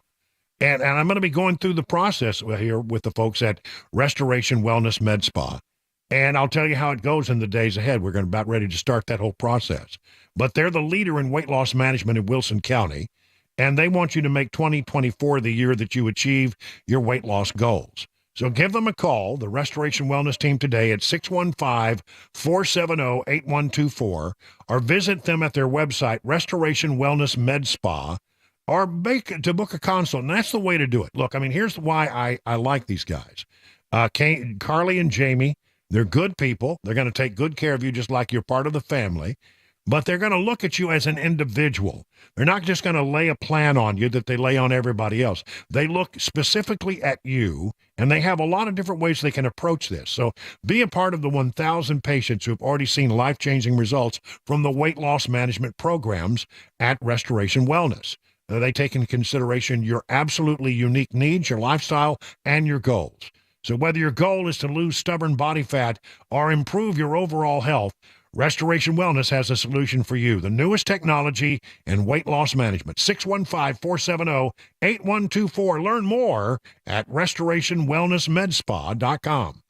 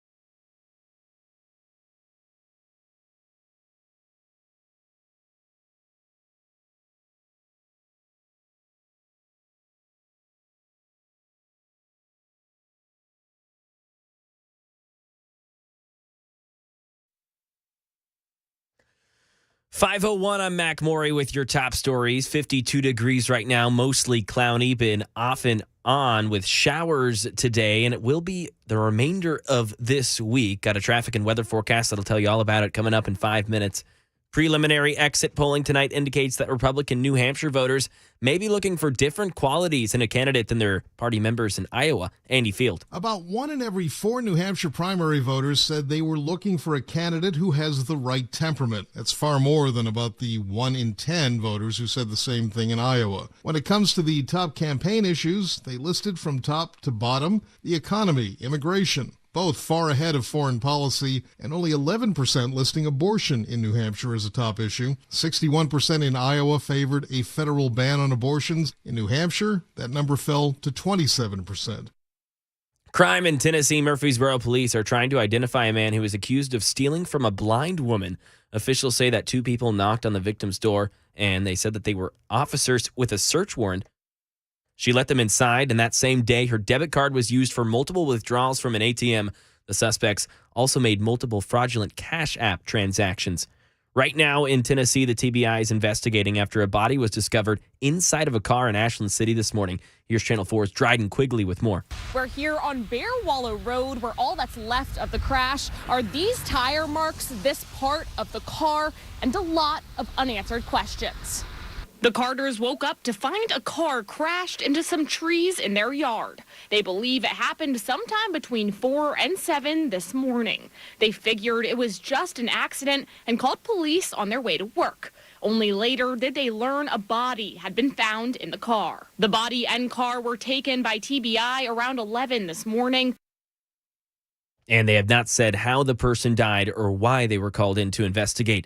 A home underwater. News 2 reports that a Hendersonville couple lost their houseboat and everything in it as it's now completely submerged. The couple, Paul and Reese McCod, have been living on a houseboat on Old Hickory Lake for the past 3 years. The McCods were told that last week's freezing temperatures froze part of their engine compartment, which caused it to sink. They originally moved to Nashville for music in 2004. Now, partially retired, they decided to save up and live life on the water. They're now have a GoFundMe set up to help them get back on their feet. That's the latest news. Traffic and weather next. I'm Mac Morey, WTN News.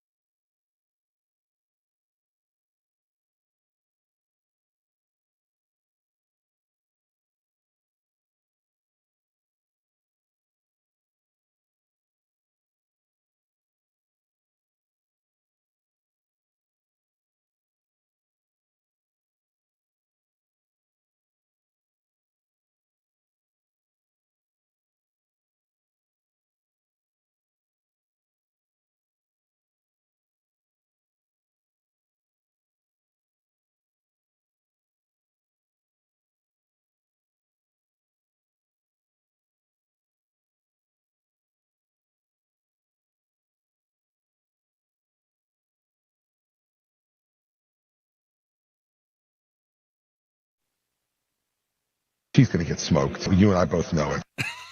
Well, I mean, is that what's going to happen in New Hampshire tonight? Did Chris Christie call it on that hot mic moment? He's going to get smoked. You and I both know it. Well, it certainly looks that way. If you were with me yesterday, you know that I finally I just decided to go ahead and just state the obvious. I mean, it's only New Hampshire, but it just doesn't seem like there's any other outcome here, the way things look today, than that Donald Trump is the nominee. He is the Brian Wilson, our drive show. We're not going to consider him going forward the presumptive nominee, because I don't see a pathway for Nikki Haley anymore, especially since Ron DeSantis got out. You remember when we were in Iowa, I said, there's a rumor floating out that Ron DeSantis is going to get out. And, and then he said, no, we're not getting out. We're going to go South Carolina. And they said, well, then he's going to skip New Hampshire. No, I'm not skipping New Hampshire. Well, then he finally took him 2 or 3 days. He came to the same realization that everybody else had come to. There just wasn't a pathway to victory for him. And I look at Nikki Haley now that has happened. And since DeSantis now has endorsed Trump, I don't see a pathway for Nikki Haley. If DeSantis had stayed in, it might have been a little closer, but it's going to be a romp is the way it's looking right now. So, is Christie right? He's going to get smoked. You and I both know it. I have 3 polls here. Boston Globe. These are polls that have taken since DeSantis and Christie got out. Okay? So it's just Trump versus Haley in New Hampshire. Boston Globe, Trump 60, Haley 38. Inside Advantage, Trump 62, Haley 35. Trafalgar, Trump 58, Haley 36. Now, I did my own average of polls. I took those 3, which are the most current polls, the ones that look just at Trump and Haley, and I averaged them out. The average of those is Trump 60, Haley 36. I think it's going to be pretty close to that. Now, it is hard to predict in New Hampshire sometimes because, well, independents can get into the game and Democrats can cross over, and who knows what they might be up to. So is it possible that the polls are wrong? Yeah, it's possible. Is it likely that the polls are wrong? I don't know. I'll be really shocked. But I'll tell you this, it doesn't matter, because even if she were to somehow squeak out a win, she's going to get killed in South Carolina. She's going to get killed in Nevada. She's going to get killed everywhere else because Trump is such a juggernaut. His strength is actually, it's growing. Just listen to this. Here's some polls that, I told you the other day that it looked to me on the national level where you take Trump versus Biden, it was tightening up. I mean, there for a while, you'd see Trump maybe by 2. That's within the margin of error. Sometimes you'd see Biden by 1. But it sort of looked like it was a lot tighter. Not certainly the lead that we had seen before. But there are 3 new polls out. General election polls. This is, and of course, that's popular vote. And that's not how we elect presidents. But nonetheless, it's a good barometer. Morning Consult now has a Trump versus Biden race ending, if it were to be held today, Trump winning by 5. Harris has it at 6. The Harris X poll, which is different than the Harris poll, has Trump winning by 4. So we're probably talking about an average there of 5. Trump winning by 5 if those 3 polls are correct. And you say, well, wait, Brian, that's just that's Trump versus Biden, and it may not be that way. We're going to have RFKs in the mix, and we're going to have West in the mix, and Jill Stein in the mix, and who knows, maybe even somebody like Joe Manchin and the No Labels Party, he might be in the mix when we finally get to Election Day.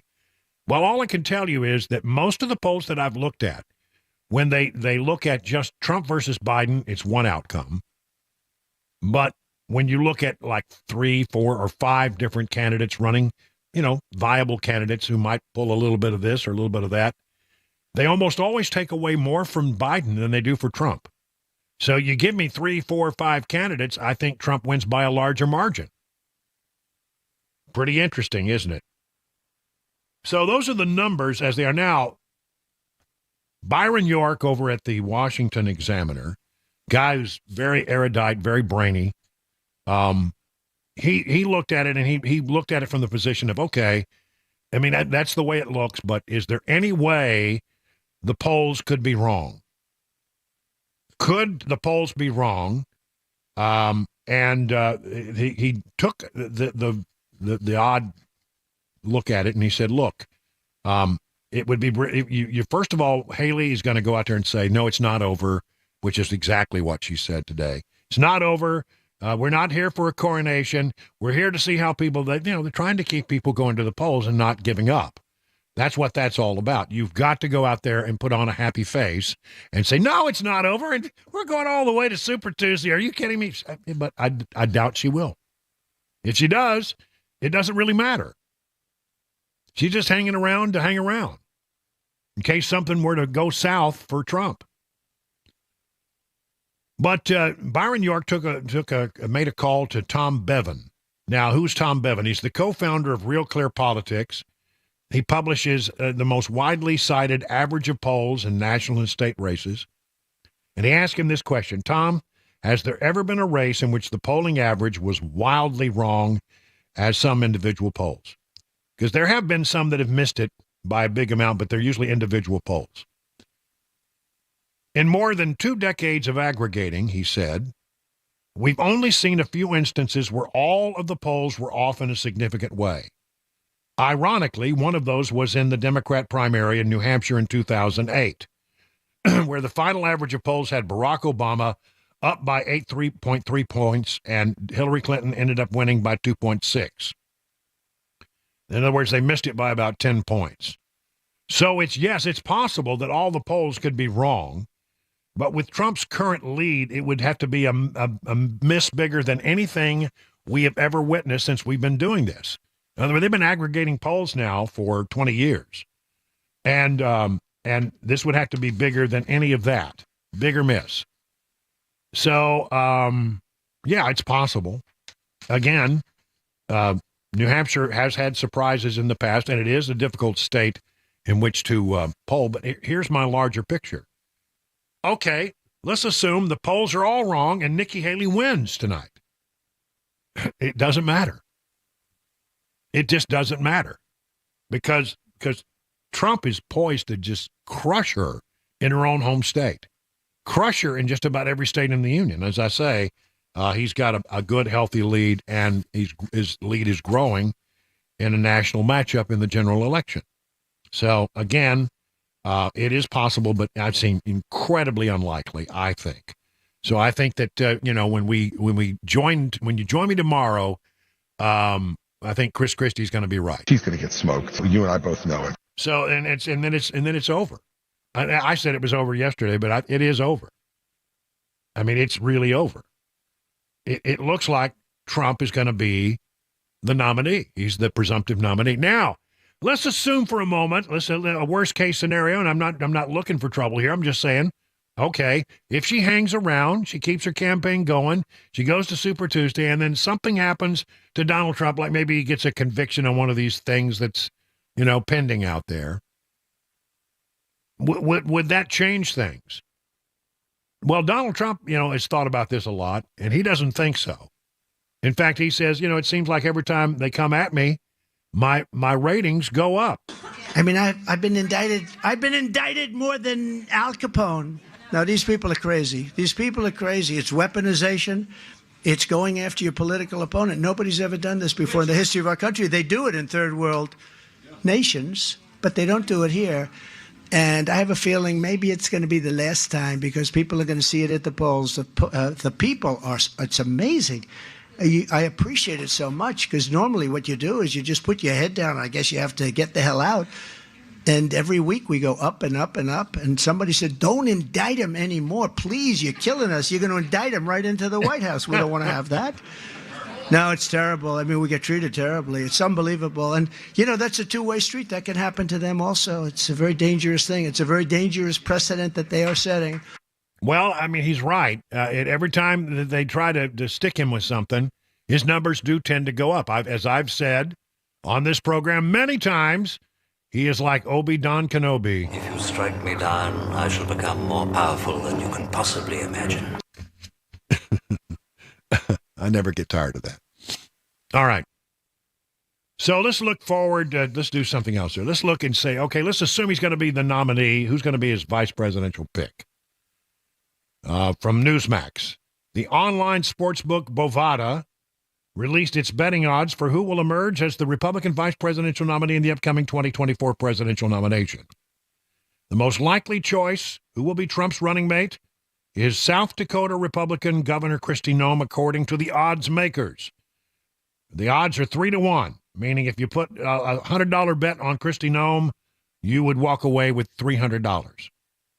Noem was followed by former GOP presidential candidate Vivek Ramaswamy and former Secretary of Housing and Urban Development Ben Carson and Representative Elise Stefanik, Republican of New York, tied for third. So what are the odds there? Ramaswamy, 6-1 odds. Carson, 7-1 odds. Stefanik, 7-1 odds.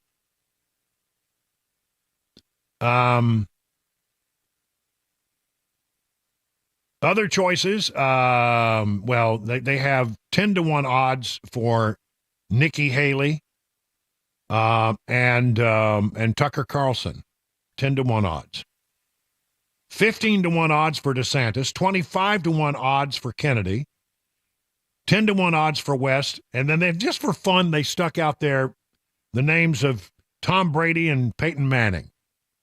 Although, Peyton Manning would be a totally fun vice president, don't you think? They'd be quite a duo, I think. I think, however, he lost any political following that he had when he started, trying to sell you on the Bud Light thing. I saw that and go, wow, there's a man putting his good reputation on the line. But Brady, it would be 15-1. Manning would be 20-1. Good payday. Yeah, I know. So, there's that. I mean, I've been saying, I think it would make a lot of sense. The one that makes most sense to me, really, honestly, is Kristi Noem. She's steady. She's an attractive candidate, clearly. And she doesn't really bring him anything in the way of a state that has electoral votes. I mean, South Dakota, there are more cows than people in South Dakota. That's true. That's absolutely true, by the way. So I don't think that helps him. But where is Trump weak? His real weakness is women. I mean, women, a lot of women out there, their husbands support Trump, but they don't. So if you could bring a vice presidential running mate that would perhaps bring women back into the tent, that would be helpful. But, Trump's right. He said the other day, it doesn't really matter because people don't make their choice on who's your vice presidential running mate by and large. They choose on who's at the top of the ticket, and that's who you're voting for. And so, I mean, clearly, Kristi Noem, however, she'd be good on the stump and she'd be good.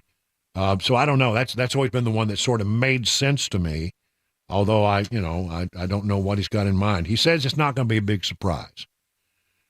So Haley says she's here through Super Tuesday. I doubt that that's the case. Remember, I said after Iowa, I said even before Iowa was over, I said I wouldn't be surprised if Ron DeSantis gets out, and he eventually did get out before the voting in New Hampshire took place. And she says she's going to be here through Super Tuesday, but honestly, is she really? I mean, are we sure? I think it's putting on a good face. I wouldn't be surprised if she gets out after New Hampshire, and I think Kristi's right. She's going to get smoked. You and I both know it. 21 past the hour now of 5 o'clock.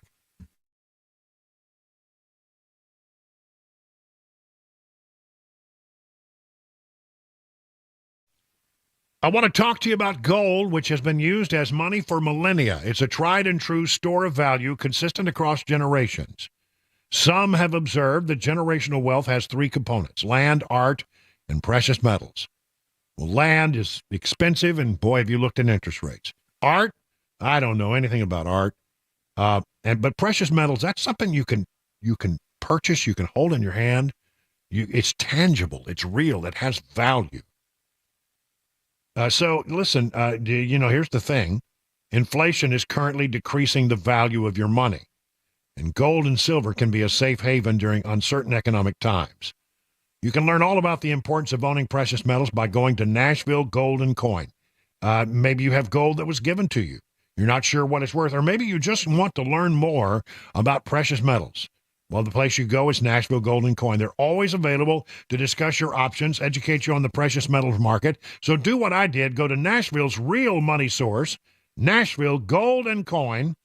Set up your one-on-one appointment. That's the best way to do it. It's the way they do it. Nashville Gold and Coin, one-on-one appointment. Just go to NashvilleGoldandCoin.com.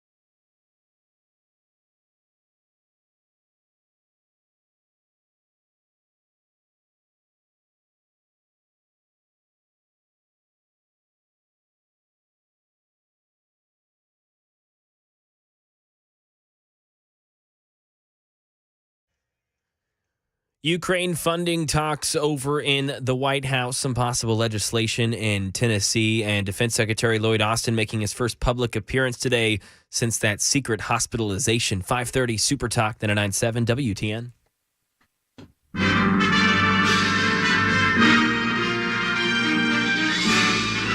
Spanning the globe to bring you the constant variety of sport, the thrill of victory,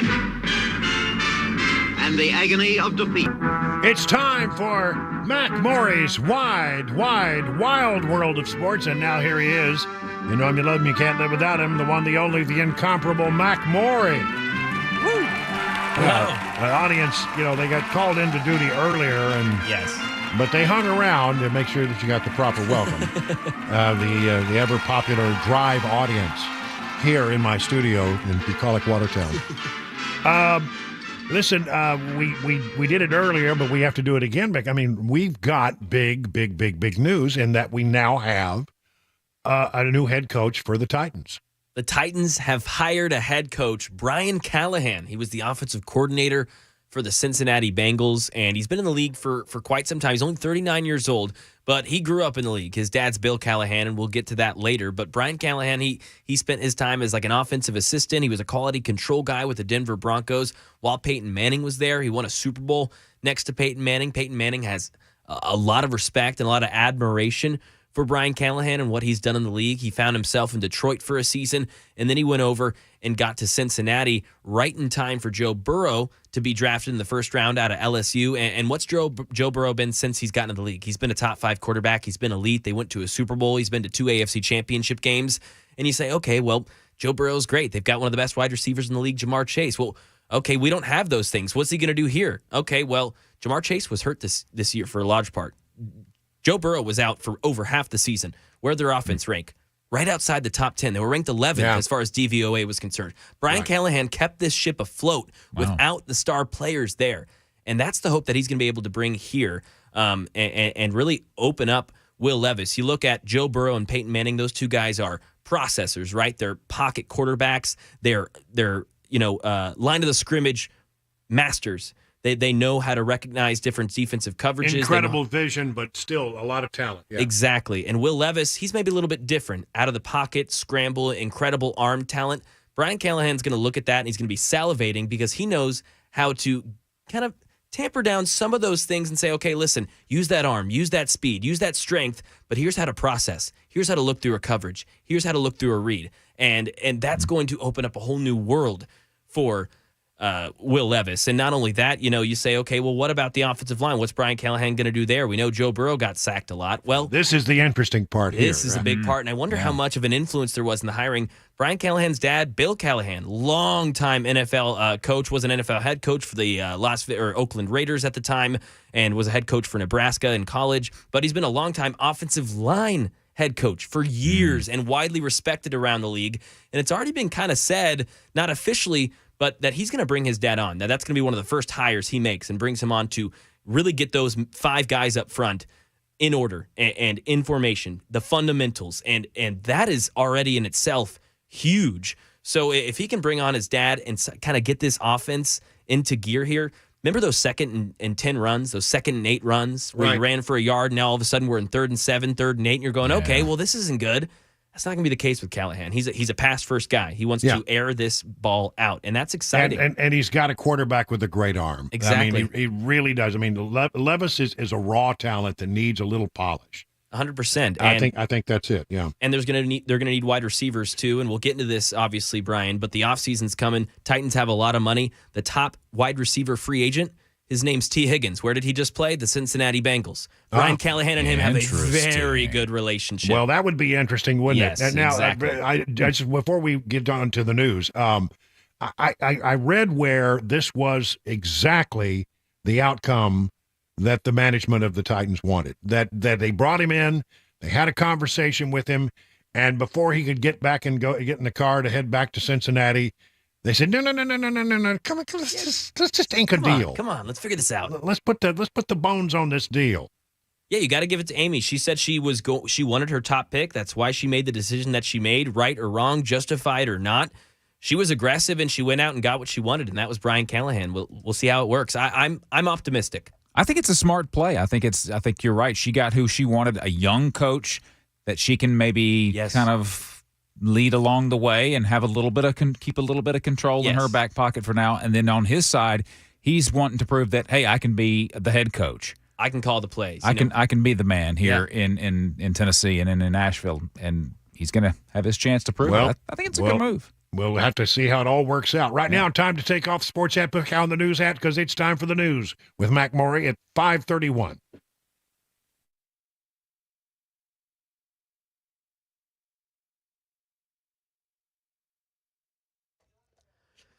5:31, I'm Mac Maury with your top stories. 51 degrees. It's been a cloudy day in Nashville. Expecting some showers later on this evening and showers on and off throughout the week. A flood watch starting tomorrow afternoon through Thursday afternoon for a large portion of the mid-state. Traffic report, weather forecast coming up in 5 minutes.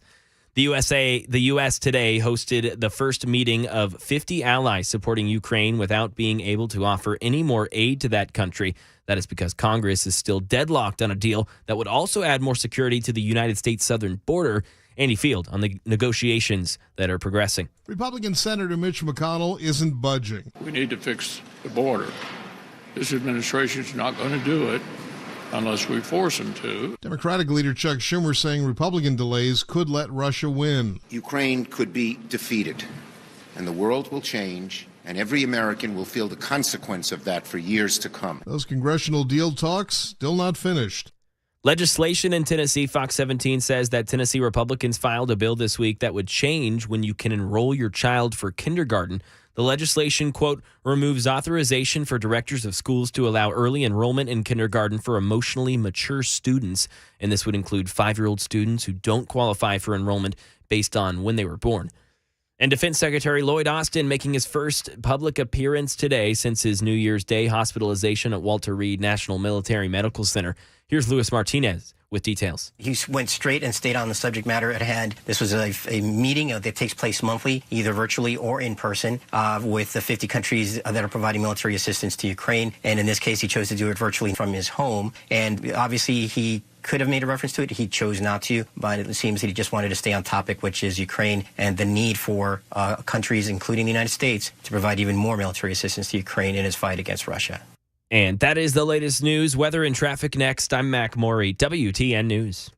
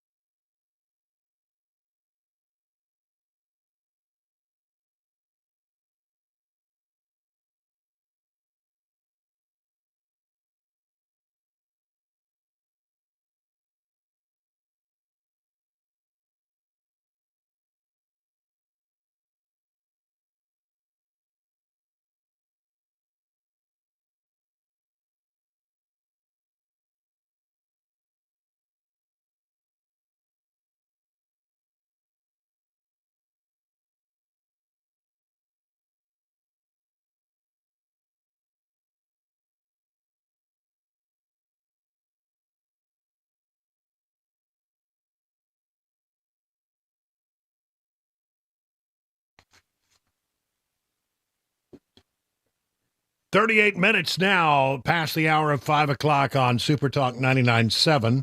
I'm Brian Wilson, and you're listening to The Drive. Glad to have you. Some stories breaking late this afternoon. I want to get into them, things you haven't heard before, new stuff.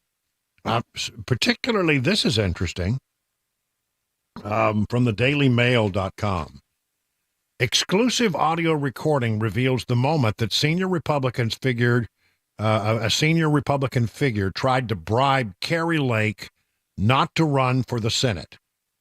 An audio recording obtained by dailymail.com reveals the extraordinary moment when what appears to be Arizona's top Republican official tried to bribe populist firebrand Kari Lake not to run for the state Senate race.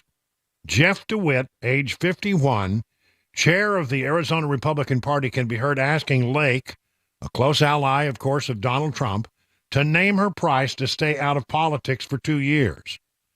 There are very powerful people who want to keep you out, he tells her in a conversation. And then apparently he says he starts to make offers of, well, would you do it for X amount of dollars? Would you do it for this amount of money? And we have the tape. So here is the auto recording. Jeff DeWitt, age 51, chair of the Arizona Republican Party, trying to take Kari Lake out with an offer of a lot of money. Take a listen. So what's going on? What is? I'm assuming this is our friend. This is back east. There are very powerful people that want to keep you out. I know they do. But they're willing to put their money where their mouth is in a big way. So this conversation never happened. This is crazy, though. They should want me. I'm a great candidate. People love me. These people are corrupt. Well, maybe you're right. They are right. They are corrupt. Maybe. This is a wrap. Don't go. Do me a favor, though. I don't get myself in trouble. This, if you say no, which is fine, it's your choice. Don't tell people. They're gonna try to have me murdered. I don't doubt that either. Today's world, man. If that stuff that came out last week is right about the cartel stuff, man. They say the cartel's operating in 50 states right now, like all 50. You know? So what's going on? Who is it? What? Forget the who. Let me just tell you the what. Forget the who. Let's just say there are people calling around saying, gosh, no, they can't repeat this. Never repeat this. If you say no, don't, because say, I got offered to buy out. Don't use it. Because then we lose our ability to get things done in the future. Here's my problem. Rather than just say, let's work with her, she's a great candidate. Because they don't own me. And it pisses me off. Yeah, I don't know it's about ownership. It's about control. I don't know it's about control. It's about being on the team. I guess that's, you know what I mean? They want to be on the team. They want you to be on their team. But just team. You know? But if they're pushing a globalist agenda, I can't do that. So what do they want? What do they want me to do? You want to stay out for 2 years. But, I'll tell you what I can offer you.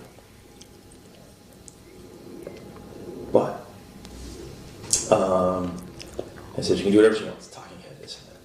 So, the ask of me was, it's kind of funny. So the ask I got today from back east was, it has to stay between us. Is there any companies out there or something that could just put her on the payroll and give her, to keep her out? And I said, well, what are you willing to do? Like, whatever we need to do. This is about defeating Trump. And I think that's a bad thing for our country. DeSantis is not America first. This is about the final death blow to Trump. And I don't think that's good for our country. And you know I love Trump. I love Trump. It's not good for our country, Jeff. It's not. But at the same time, I'm not even sure Trump can win again. I don't know that he can win again. I think what it really comes down to for a lot of people, it's not really about like control or agenda. It's just about the ability to raise money to win. You know, if you really want to know, all of politics boils down to money. I think. And even on their end, like what makes them the most money. I know. All these consultants don't want... Well, this goes on for about 10 minutes, but the bottom line is they asked her to name her price to stay out of politics for two years and to not run for the United States Senate, and she said no. She said no, and she actually says, I'm going to be honest, I wanted to sick my dog on him, she told an audience in Orlando, Florida, but I have a pug, and it wasn't going to happen. So, I mean, wow. They must really fear her. And there are people out there, I mean, I love the line where he said, well, who is it and how much? And he said, well, let's not talk about the who, let's talk about the what. He didn't want to reveal who was putting up, making the offer or how much money that they were willing to say. But there you have it. I mean, it's clear she was recording this, and she knew that it was being recorded because she was trying to sucker them into giving the information. But it has now ended up in that. I'm certain that will change the direction of that Senate campaign in a positive way for her, because she proved she has integrity. Yeah, you're coming here and trying to buy me off. I can't be bought. So there you go. That now, a couple other stories. Donald Trump. You see, we're starting to get more information about the numbers and how they all look for Donald Trump, who is clearly, I think, poised to win big time here in New Hampshire tonight. Former President Donald Trump leading President Joe Biden among independents. This is huge. The latest survey from the Economist YouGov found. Survey asked respondents would they support in a matchup between Trump and Biden. Overall, the two are separated by a single percentage point. 44% for Biden, 43% for Trump. See, now that's one of these polls where Biden wins by one. However, Trump has an advantage among independent voters, leading Biden by 3 points in that group. Another 9% of independents, others, 5% said not sure, 8% said I would not vote. Notably, the same survey shows Biden with an approval rating underwater, disapproving and 40% approving. 54% disapproving, 40% approving. There is ongoing work in Washington right now designed to look at a border deal. In other words, House Republicans have said, and the Speaker of the House is maintaining fastly, we're not giving Joe Biden anything he wants until he fixes the border. And so the negotiations have largely been between the White House and the Senate. And over here on, outside of that arena is Mike Johnson, the new Speaker of the House, saying, I'm just telling you, if we don't fix the problem, we're not going to support anything that you want. And by the way, he can shut it down. He's got the votes to do it. So the Senate is trying to figure out what is a deal that would make the White House happy and would make the House. They're sort of the intermediaries here. From thehill.com. Senate conservatives Tuesday vented their frustration with Senate GOP leaders over an emerging border security deal that is slated to come to the Senate floor in the next few weeks, warning that an agreement with President Biden may wind up being worse than doing nothing at all. Republican Senators Mike Lee of Utah, Ron Johnson of Wisconsin, Ted Cruz of Texas complained about being left in the dark about the key details and warned that the deal could hurt Republicans' chances of keeping control of the House in the 2024 election, according to senators present at a lunch meeting where the issue was discussed. Senators said their colleagues were close to shouting at each other as tempers flared during the contentious discussion. Several points of view came out at decibel levels a little higher than normal, said Senator Mike Braun, Republican of Indiana, as he talked about the heated debate over the expected deal on Ukraine, funding, and border security. People don't know, but these luncheons that they do every week are really important. It's where everybody gets into the room at the same time. And they lay out, this is what we'd like to do, and then they talk it out over lunch. And the Democrats, by the way, are over there doing their strategy luncheon as well. But people don't really realize. That's why when I covered the United States Senate, when the policy luncheons were going on, we would park out by the elevator because you couldn't You couldn't get to the House, you couldn't get to the Senate chamber, and you couldn't get to the subways that take you back to your office without coming past us. And we knew that if there was information to be gathered, you wanted to get it right as people came out of those policy luncheons. And apparently this one was a doozy. Rand Paul said the deep divisions within the Senate GOP conference were laid bare at the Tuesday lunch. The caucus is still very much split on spending more money to Ukraine, but also through the border aspect of it. Lee of Utah argued at Tuesday's lunch that senators need to have at least 3 weeks to review the complicated legislation and a chance to amend it before a final vote, and that Republicans should block it unless leaders agree. And then we'll be told, oh, that was, we've been through these things so many times, we've been told, oh, there's not a deal yet, not a deal, not a deal. All of a sudden, oh, there's a deal. And we're given the equivalent of a snap decision, like a snap vote without really any opportunity to read and no opportunity to amend it. And we'll be told, oh, that was the Schumer decision. No, it's not. He referred to Majority Leader Chuck Schumer. Lee and other conservative Republicans are bristling over the secretive nature of the talks, alarmed by what details have trickled out. He said the almost entire conference, except for Senator James Lankford, has been shut out of the talks and will likely be forced to vote on the proposal without fully understanding how it works. It's not going to happen. It can't happen this time. I'm glad that there was a yelling motion. By the way, these policy luncheons, the one thing that my standard rule was when we'd stand, a bunch of reporters standing in the hall, trying to get, little tidbits about, what was going to happen. What did people say? How did it go? What's the big deal? Whatever the story of the moment was. And when you hung outside the Democrat, there was a rule that I tried to enforce, and I didn't get very far with it, is nobody look at Joe Biden when he comes out. When he comes out, do not make eye contact with Joe Biden. Because Joe Biden will come over, and then, you don't want to be impolite, but he would come over and try to talk to the reporters, and the person that you really want would just slip right by. So I said, that was the rule. Don't look at Joe Biden when he comes out of the meeting. Don't look at him. If you make eye contact, he will come right over here. And sure enough, he would every time. Didn't want to talk to Joe Biden. Hey, does Alaska, does Vladimir Putin want to take back Alaska? Here's a weird story. I'll tell you, I'll save this for the next hour. We've got a lot of stuff to cover, but there's a new policy in Russia, and some people are concerned that Vladimir Putin might have designs on taking Alaska back. I'll give you all the latest details on that. It's 51 past the hour, 5 o'clock.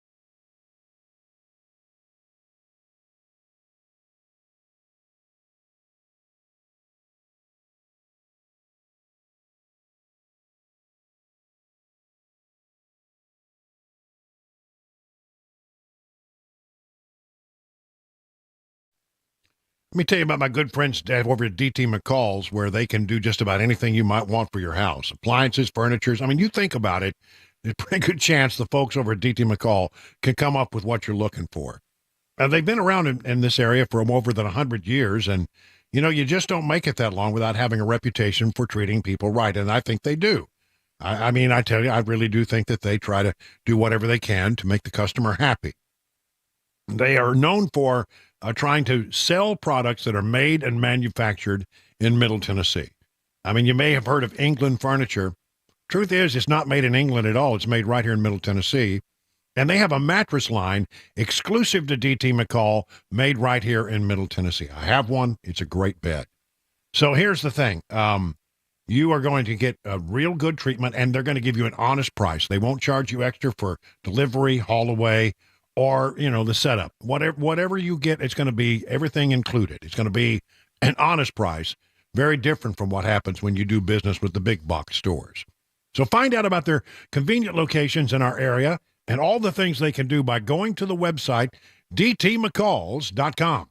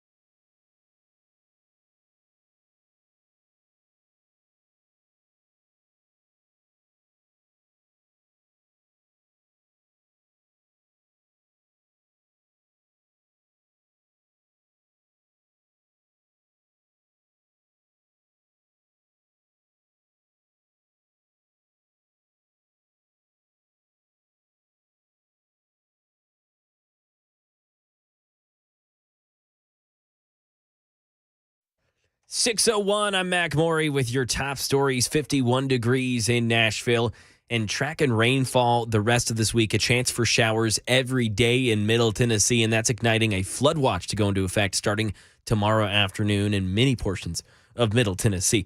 We'll let you know about it. Forecast, latest traffic report on the way in 5 minutes. Israelis are demanding that their government do more to bring the more than 100 hostages home from Gaza as the war there intensifies. More than 25,000 people, according to the Hamas-run health ministry, have died there in Gaza since the war began. White House officials say they're actively engaged in negotiating a ceasefire that could also establish safe passage for the hostages to return home. And at the daily White House press briefing, National Security Council spokesman John Kirby wouldn't give specifics on those negotiations, but says that the White House Mideast and North Africa coordinator Brett McGurk is in the region now. Karen Travers. The White House says the U.S. is in serious discussions to secure another pause in fighting between Israel and Hamas to get the remaining hostages out of Gaza. But National Security spokesman John Kirby would not confirm reports that Israel has presented a 2-month ceasefire plan. I can't give you odds on if and when we'll be able to get there, but the conversations are very sober and serious about trying to get another hostage deal in place. Kirby did say the U.S. would support a lengthy pause if that means hostages can get out and more aid can get in. Right now in Tennessee, the TBI investigating after a body was discovered inside of a vehicle in Ashland City this morning. Investigators were focused on a car parked near a driveway. It was covered with a tarp surrounded by crime scene tape.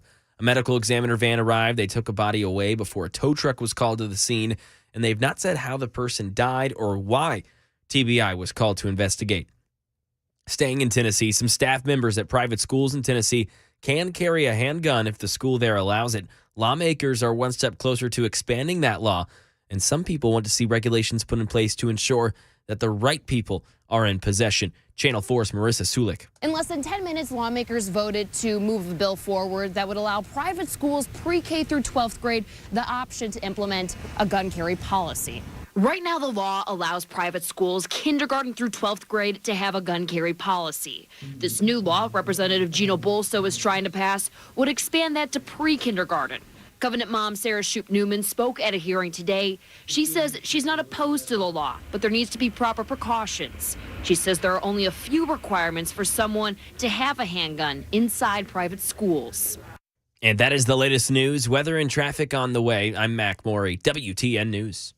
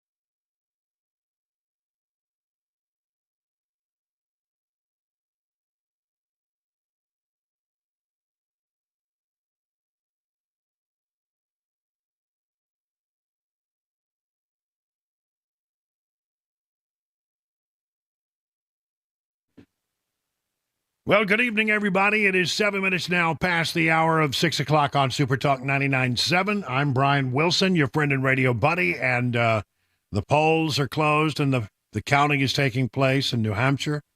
And I don't think it'll be very long at all before the folks at the decision desk, the various decision desks, will make their announcement that Trump has won the New Hampshire primary. But let's give it a little time, see what happens. Again, I don't want to spend too much time on it now, because I want to get into another topic, but I just don't see a scenario where, it could be 20 points off. The polls could be 20 points off. So, again, even if somehow every Democrat and independent in the state of New Hampshire crosses over to push Nikki Haley across the line in New Hampshire, it doesn't matter. It just doesn't matter, because that's the end of the line right there. That would be the high watermark for the Nikki Haley campaign. So we'll watch it. And if I see, I'll let you know. But, I think we all know how it's going to come out. It's going to come out a very good night, I think, for Donald Trump. I want to spend some time talking. Look, here's the thing. In New Hampshire today, I saw a poll. And they ask the exit polling people, as you come out of the polls, they ask you a series of questions. And before they get to reporting numbers and exactly, how people are, said they were going to vote, they do release information about what they said about the other issue. What was the big issue in New Hampshire? Immigration. Overwhelmingly, the number one issue in New Hampshire. So far away, you can't be further away from the southern border than in New Hampshire, practically. Well, I guess you could go to Vermont, right up there. But it is a long way from the border, but very much on the minds of the voters in New Hampshire as they went to the polls today. Okay, so that's interesting. Let's talk about immigration. First of all, there's a story out here that is shocking, and it's the one thing that I keep looking at and I go, man, this just frightens. This is the thing that keeps me awake at night. The Congressional Budget Office estimates that border officials witnessed but did not catch 860,000 illegal immigrants crossing into the United States last year, more than double the number of gotaways that entered when Joe Biden entered office and dismantled border policies. So it's double. It's a lot of people, 860,000 people. By comparisons, there were less than 400,000 gotaways in fiscal year 2021 and some 600,000 in fiscal year 2022. And then I've read stories that say that that's probably underestimated, because these are the known gotaways. There's another category of unknown gotaways. You see, when they say gotaways, it means that they saw them on cameras, picked them up on sensors. They have ground sensors all over the area. And they knew that there were this many people who got away that they could not get to. There's a whole nother category. About 20% of that number, above that number, is people who got away that you don't know anything about. And understand why this is concerning, because there are two kinds of people who want to come into America. And the coyotes charge you more for the second category. First category is people who want to meet the Border Patrol, want to get their piece of paper, and want to be let into the country. Claim, that they are somehow, needing asylum, and they let them into the country. Those people get charged a lower rate. But if you want to get into the country and you don't want to have any contact with the Border Patrol, it costs you more. And those are why do they not want to have contact with the Border Patrol? Well, because, quite frankly, they're not good people. We don't know who they are, we don't know what they're up to, and we don't know where they are. And there's about 1 million of them that came in 2023, probably somewhere in the neighborhood of 2 million people, all told, who got into this country that we don't know anything about. We don't know who they are. We don't know where they are. We don't know what they're up to. That number is frightening. So there you go. Very scary, and still just the regular folks. Border Patrol Chief Jason. The regular people coming across the border right now are also, they're still coming across in huge numbers. Here's Griff Jenkins. Border Patrol Chief Jason Owens tweeting over this past weekend alone, agents busted over 300 pounds of drugs like fentanyl, meth, cocaine, 11 subjects with criminal history like sexual assault with a child, murder, weapons, drug trafficking, you name it, over $24,000 in cash and 2 firearms. That's just a typical Monday on the border. A typical weekend, I guess it was. All right. So many times right now we hear people say that, the Republicans, they don't want to fix the problem. The Democrats keep saying, we offered up our ideas. And Republicans, they just simply don't want to have any conversation about that. I mean, it usually goes something like this. Here's Karine Jean-Pierre from the White House briefing room. The president spoke to this last week a little bit, too. He said, he called out, he said to House Republicans, do you really want to actually fix this problem? Do you really actually want to do the work that's needed to deal with the issue that we're seeing at the border? Well, hold on a minute. Yes, I think Republicans do want to fix the problem. It's just that the Democrats and the Biden administration, their solution is to basically just let more people in and grant them a pathway to amnesty. That's what their solution is when they say that's their idea of how you fix the problem, which on the Republican side of the equation is an absolute non-starter. Never would they allow that to happen. So when they say, well, we're trying to fix the problem. You're trying to fix the problem by letting everybody in and making them American citizens when they have broken the law and circumvented the entire process. The first thing that they do when they come across the river is they violate the law. I'm not against immigration. I'm against illegal immigration. And so are most Republicans. I mean, they're against that idea.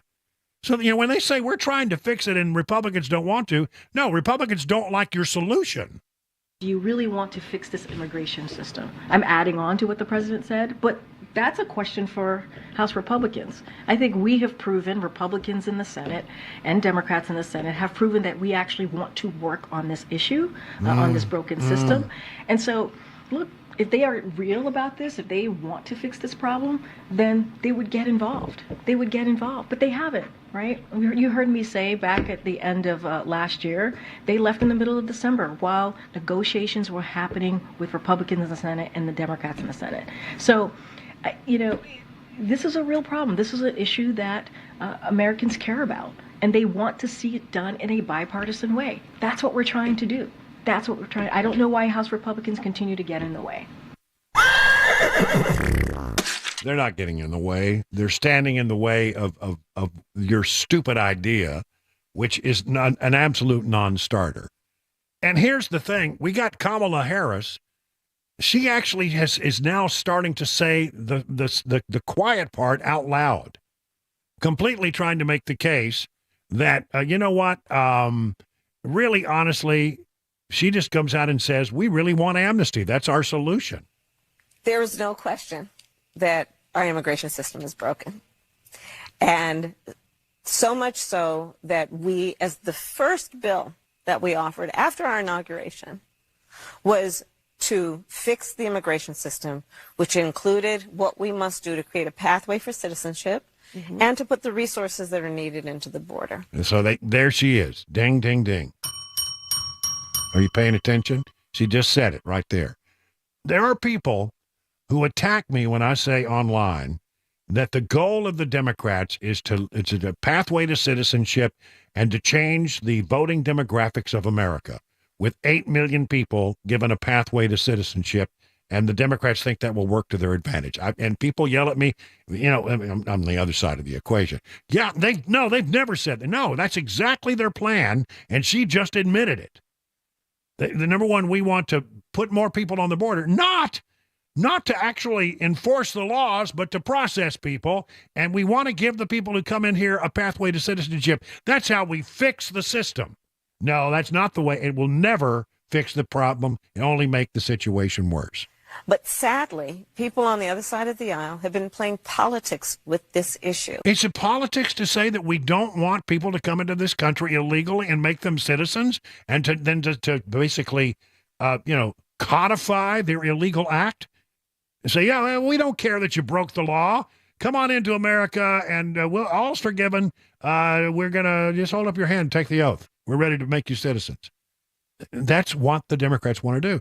That's not being against an immigration solution. That's against the idea of automatic amnesty for people to come, anybody who comes to America who wants to become an American. Simply, can you imagine what will happen if that were the case? Can you imagine how the floodgates would open even worse than they are now?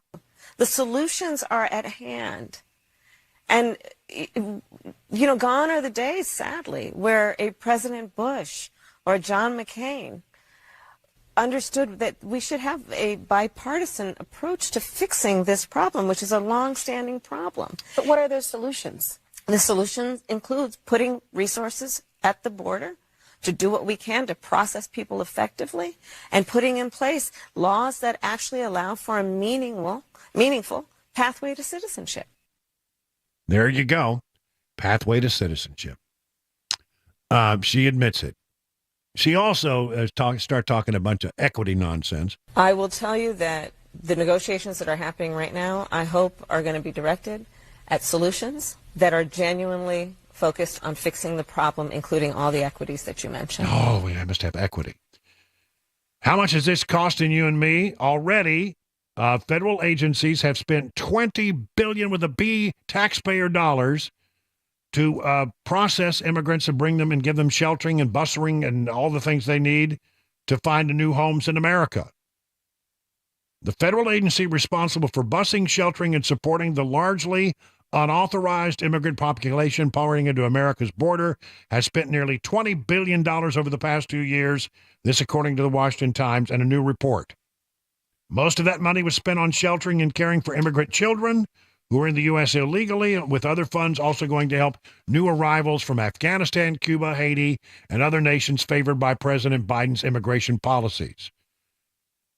It's not just more people. The Office of Refugee Settlement, part of the Health and Human Services Department, is expanding the type of assistance it offers, including helping migrants access loans, build credit, or collect direct cash payments. We are underwriting their illegality, is what's happening. The Office of Refugee Settlement, $20 billion of your hard-earned tax dollars. Couple more things. Hopeful migrants in Chicago arrested for mass looting. This is a story that is in hotair.com. A Chicago suburb has been battered by a string of recent crimes committed by migrants who live in or near the Windy City.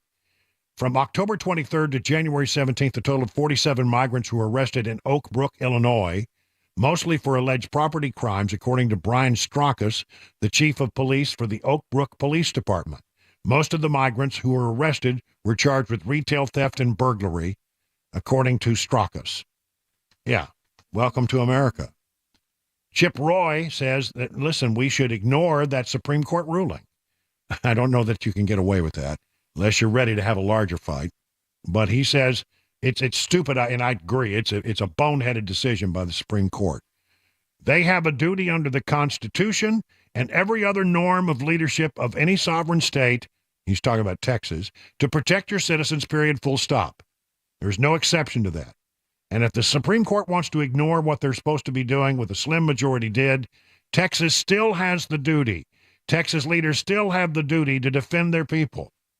And he says we should ignore the recent Supreme Court ruling declaring that the federal government could remove razor wire on the U.S.-Mexican border. I'm telling you, I wish that, I agree with him. I don't know how you get away with that, but unless you're ready to have a much larger fight, and maybe the people of Texas are. Ever so often, they talk about seceding from the Union. I don't know. Are they ready? They might be. 22 minutes past the hour of 6 o'clock on Super Talk 99.7 WTN.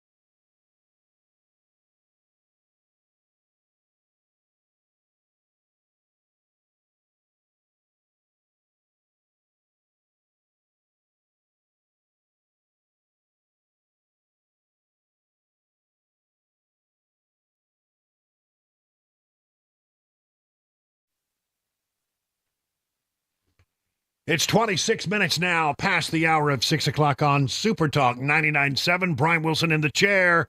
You're listening to The Drive on this 23rd day of January. Allow me just to say something that I said earlier today. This is apparently, Chris and I are trying to figure out. We can't remember. He thinks it may have been yesterday, but I think it was today. Would be my one day or the other. It would be my 6th anniversary here at WTN. Mm-hmm. And is your memory any more clear on it? Not really, no. Okay. But if it was a Monday, I'm just looking back at a calendar, then it would have been the 22nd. Okay. My memory, it was a Monday. Yeah. That I came in on a Friday, but I was having a little bit of laryngitis, and I needed a little time to learn the format and all that kind of stuff. And so they gave me the weekend to sort of get settled, and I came in on a Monday to fill in. And I was only supposed to be here 2 weeks. I got a call. Hey, need some help.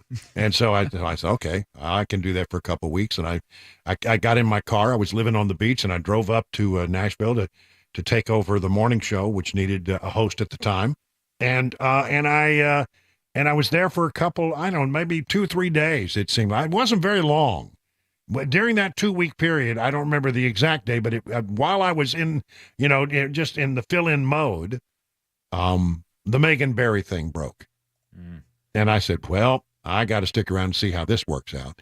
And so, we began talking, and it was about a month later that we inked a deal. And this would be my anniversary of being on the air.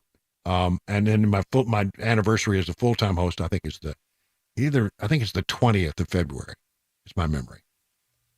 Mm. But one way or the other, I've been on these airwaves since 2018, and I got to tell you, I'm really humbled a great deal by the lovely way that I have been treated by the audience here in Nashville, and how they have embraced me, and started on the morning show and did that for a while, and then we had the tragic passing of Phil Valentine, and we needed to make some changes. It was not something that I ever thought that I would do, but we had to do something, and there were no good options. The only good option was for Phil to come back, but that sadly could not happen.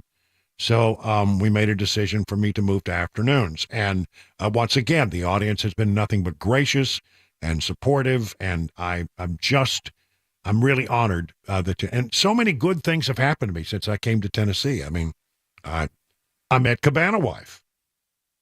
I would never have met Cabana Wife if I had not moved to Tennessee. Wow, that's something to think about, isn't it? I know, and I would not have 2 bulldogs, which might not be a bad thing, really. I mean, those dogs are. No, I'm kidding.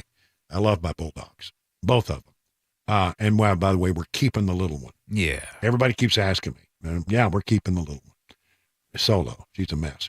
But getting back to the larger thing is, again, so many things, good things have happened in my life. I ended up selling the house down at the beach and moving into this wonderful new community in Watertown. We've got a lovely place to live and good friends that we've made here. And I can't tell you how fortunate I feel to have had this all open up for me 6 years ago, either today or yesterday. We're not sure. Yeah.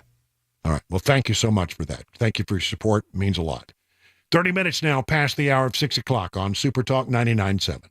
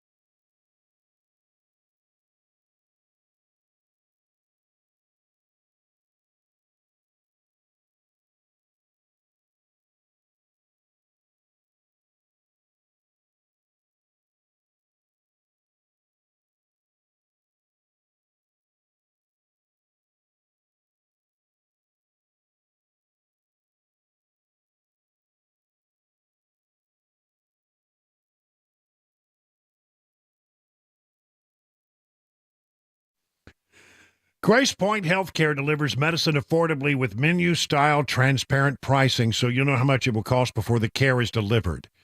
They have smart care plans. They start at $69 a month. You get unlimited office visits and free basic labs for the entire year. And because they treat the entire family, even newborns, they can offer family plans as well. Now, here's how this works. You take that smart care plan, you marry it with that high deductible insurance plan you may have. You could save you and your family a ton of money. At Grace Point, they take their time with each patient. They see you the same or next day. There are no long wait times or crowded wait rooms. They treat naturally whenever possible, and it is a military vet-owned practice. Just some of the reasons why it's been voted the best primary care provider by Toast of Music City year after year after year.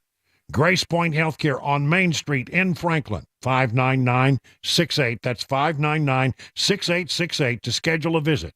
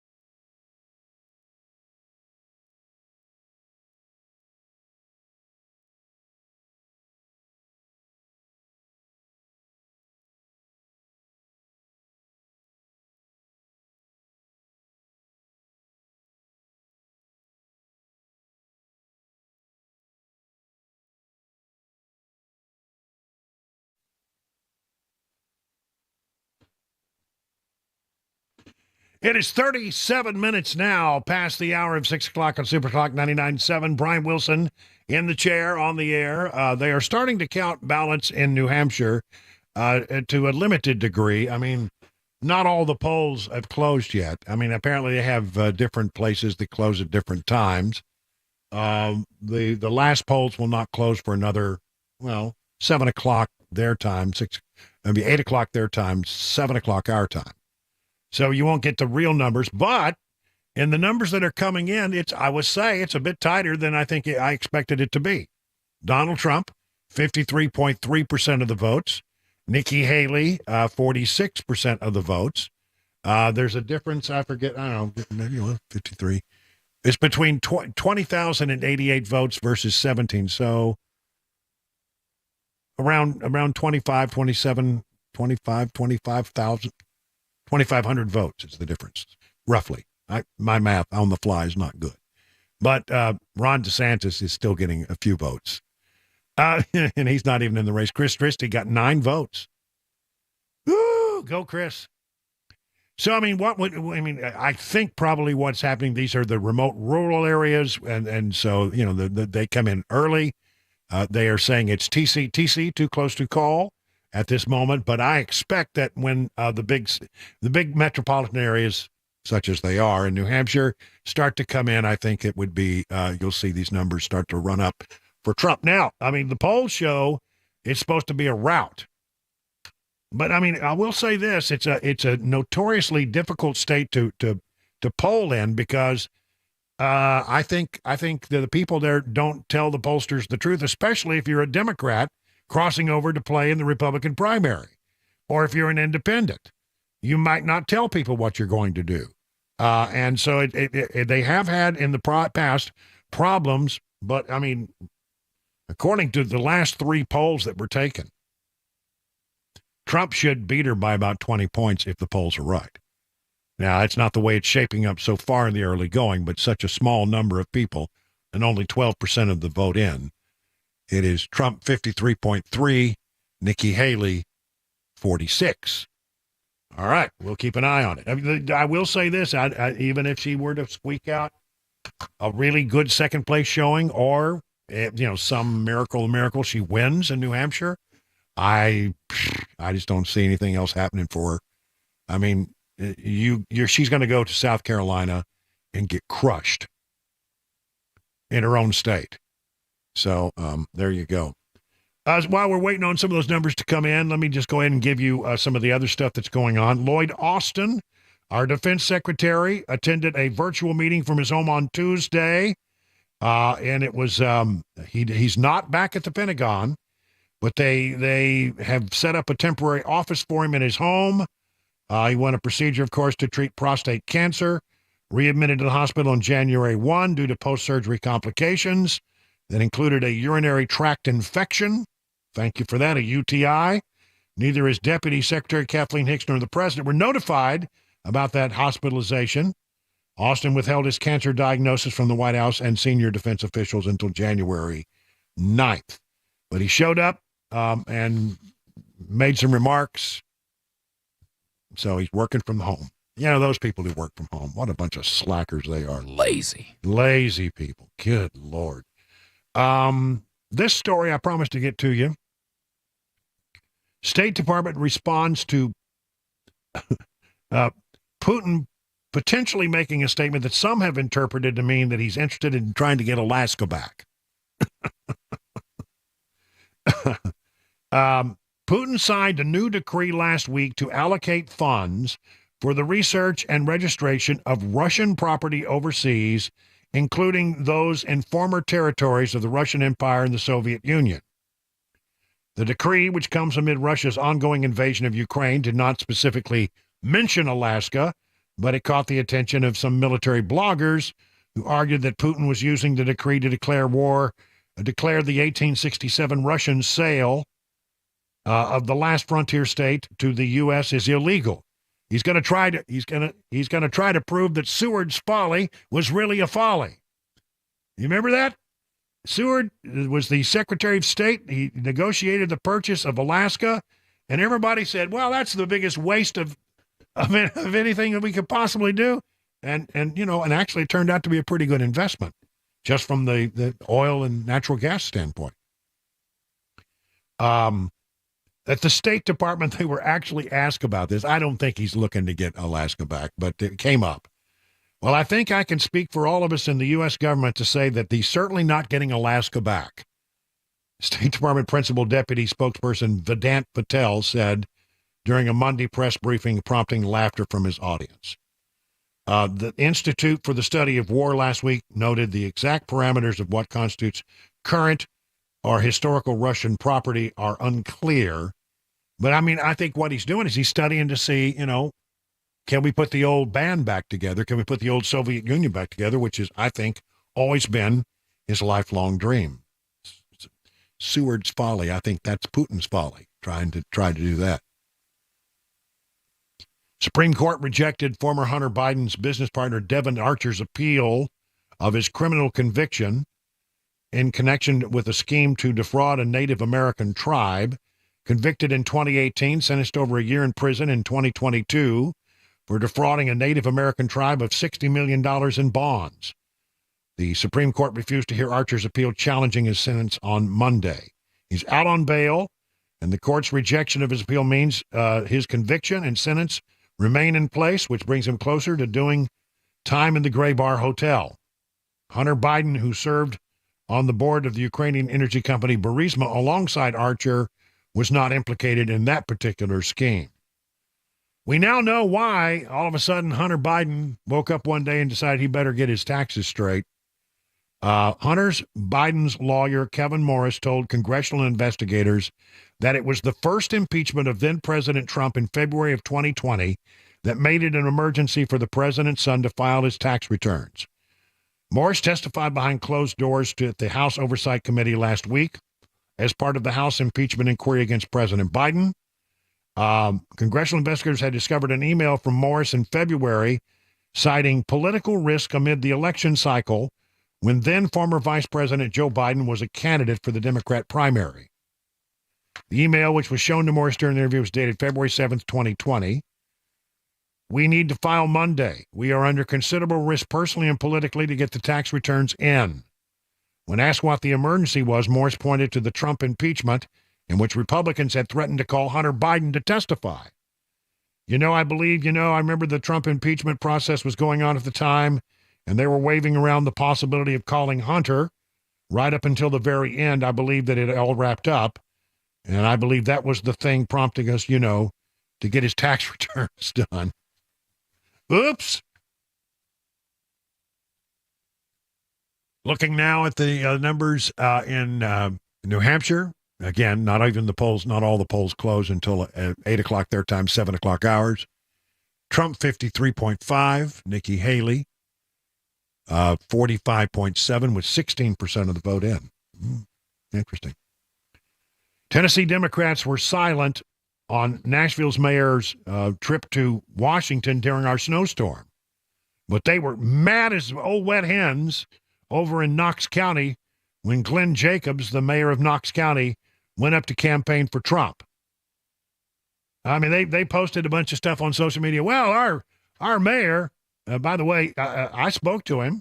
You remember when we talked to him, Chris? Mayor Glenn Jacobs, also known as what is it? Kane. Kane, that's it. Kane from the WWE. He's the mayor of Knox County. He was in Iowa. We talked to him on the phone on caucus day. And I asked him, how's the weather back in Knox County? And he said he was up to speed on it. He knew what was going on. He had been in touch with them, had meetings and phone calls. But the Democrats, they made a big deal about it. Strangely, however, Democrats in Davidson County had nothing to say about the fact that Fast Freddie O'Connell had traveled to Washington, D.C. to attend a White House event with President Joe Biden when we were getting hit by snow. It's funny. One, they think it's a bad thing, but in Davidson County, when it's their mayor and he's a Democrat, they don't have anything to say about it whatsoever. I don't know. I think that's a double standard, but then that's what Democrats are known for.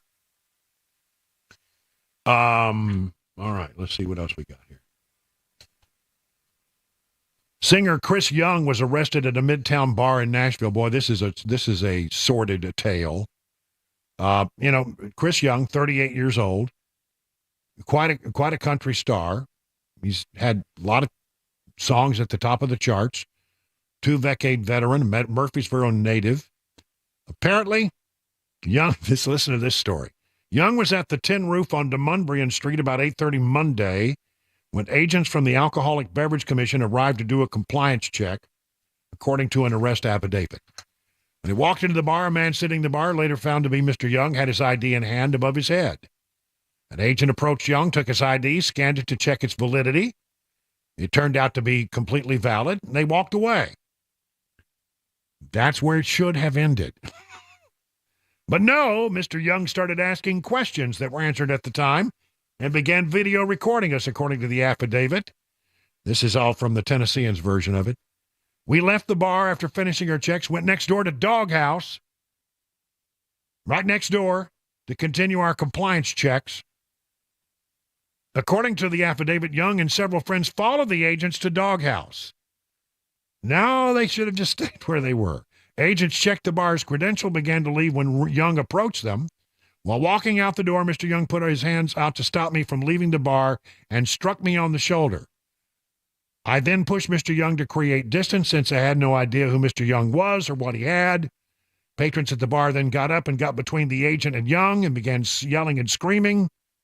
Another agent intervened, giving Young orders. The affidavit 2 agents then detained Young. They wrestled him to the ground and put him in handcuffs.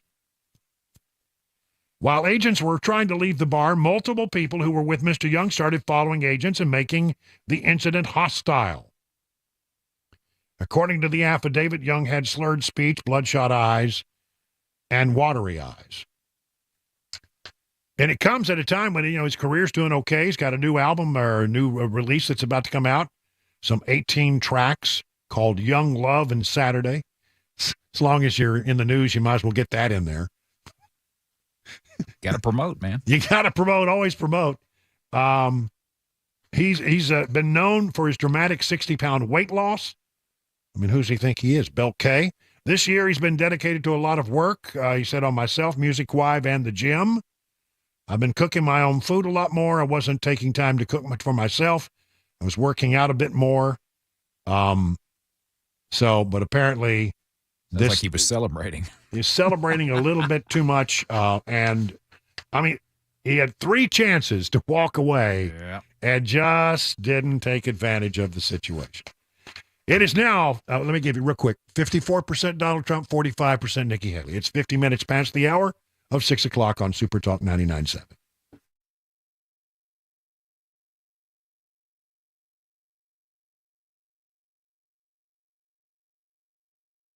Some exciting news for many of you who've lived here in Middle Tennessee. You know that Eurofix has been here in Middle Tennessee. It's the place to go for your European car repair needs for some 24 years now. 24 years. And we've all watched them grow. I don't know about you, but I love watching a hometown business take off. Well, now they're proud to announce a new location for their company in Mount Juliet. Eurofix on Mount Juliet Road, right across from the Dairy Queen. Eurofix can serve you in Franklin, 100 Oaks, Murfreesboro, Belmead, and now their newest facility, very nice, over in Mount Juliet.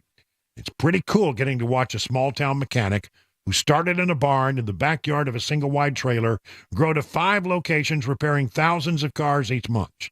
At Eurofix, you get a 3-year nationwide warranty and a free loaner car with every repair appointment. Just call 844-EUROFIX, or that's 844-EUROFIX, or visit myeurofix.com.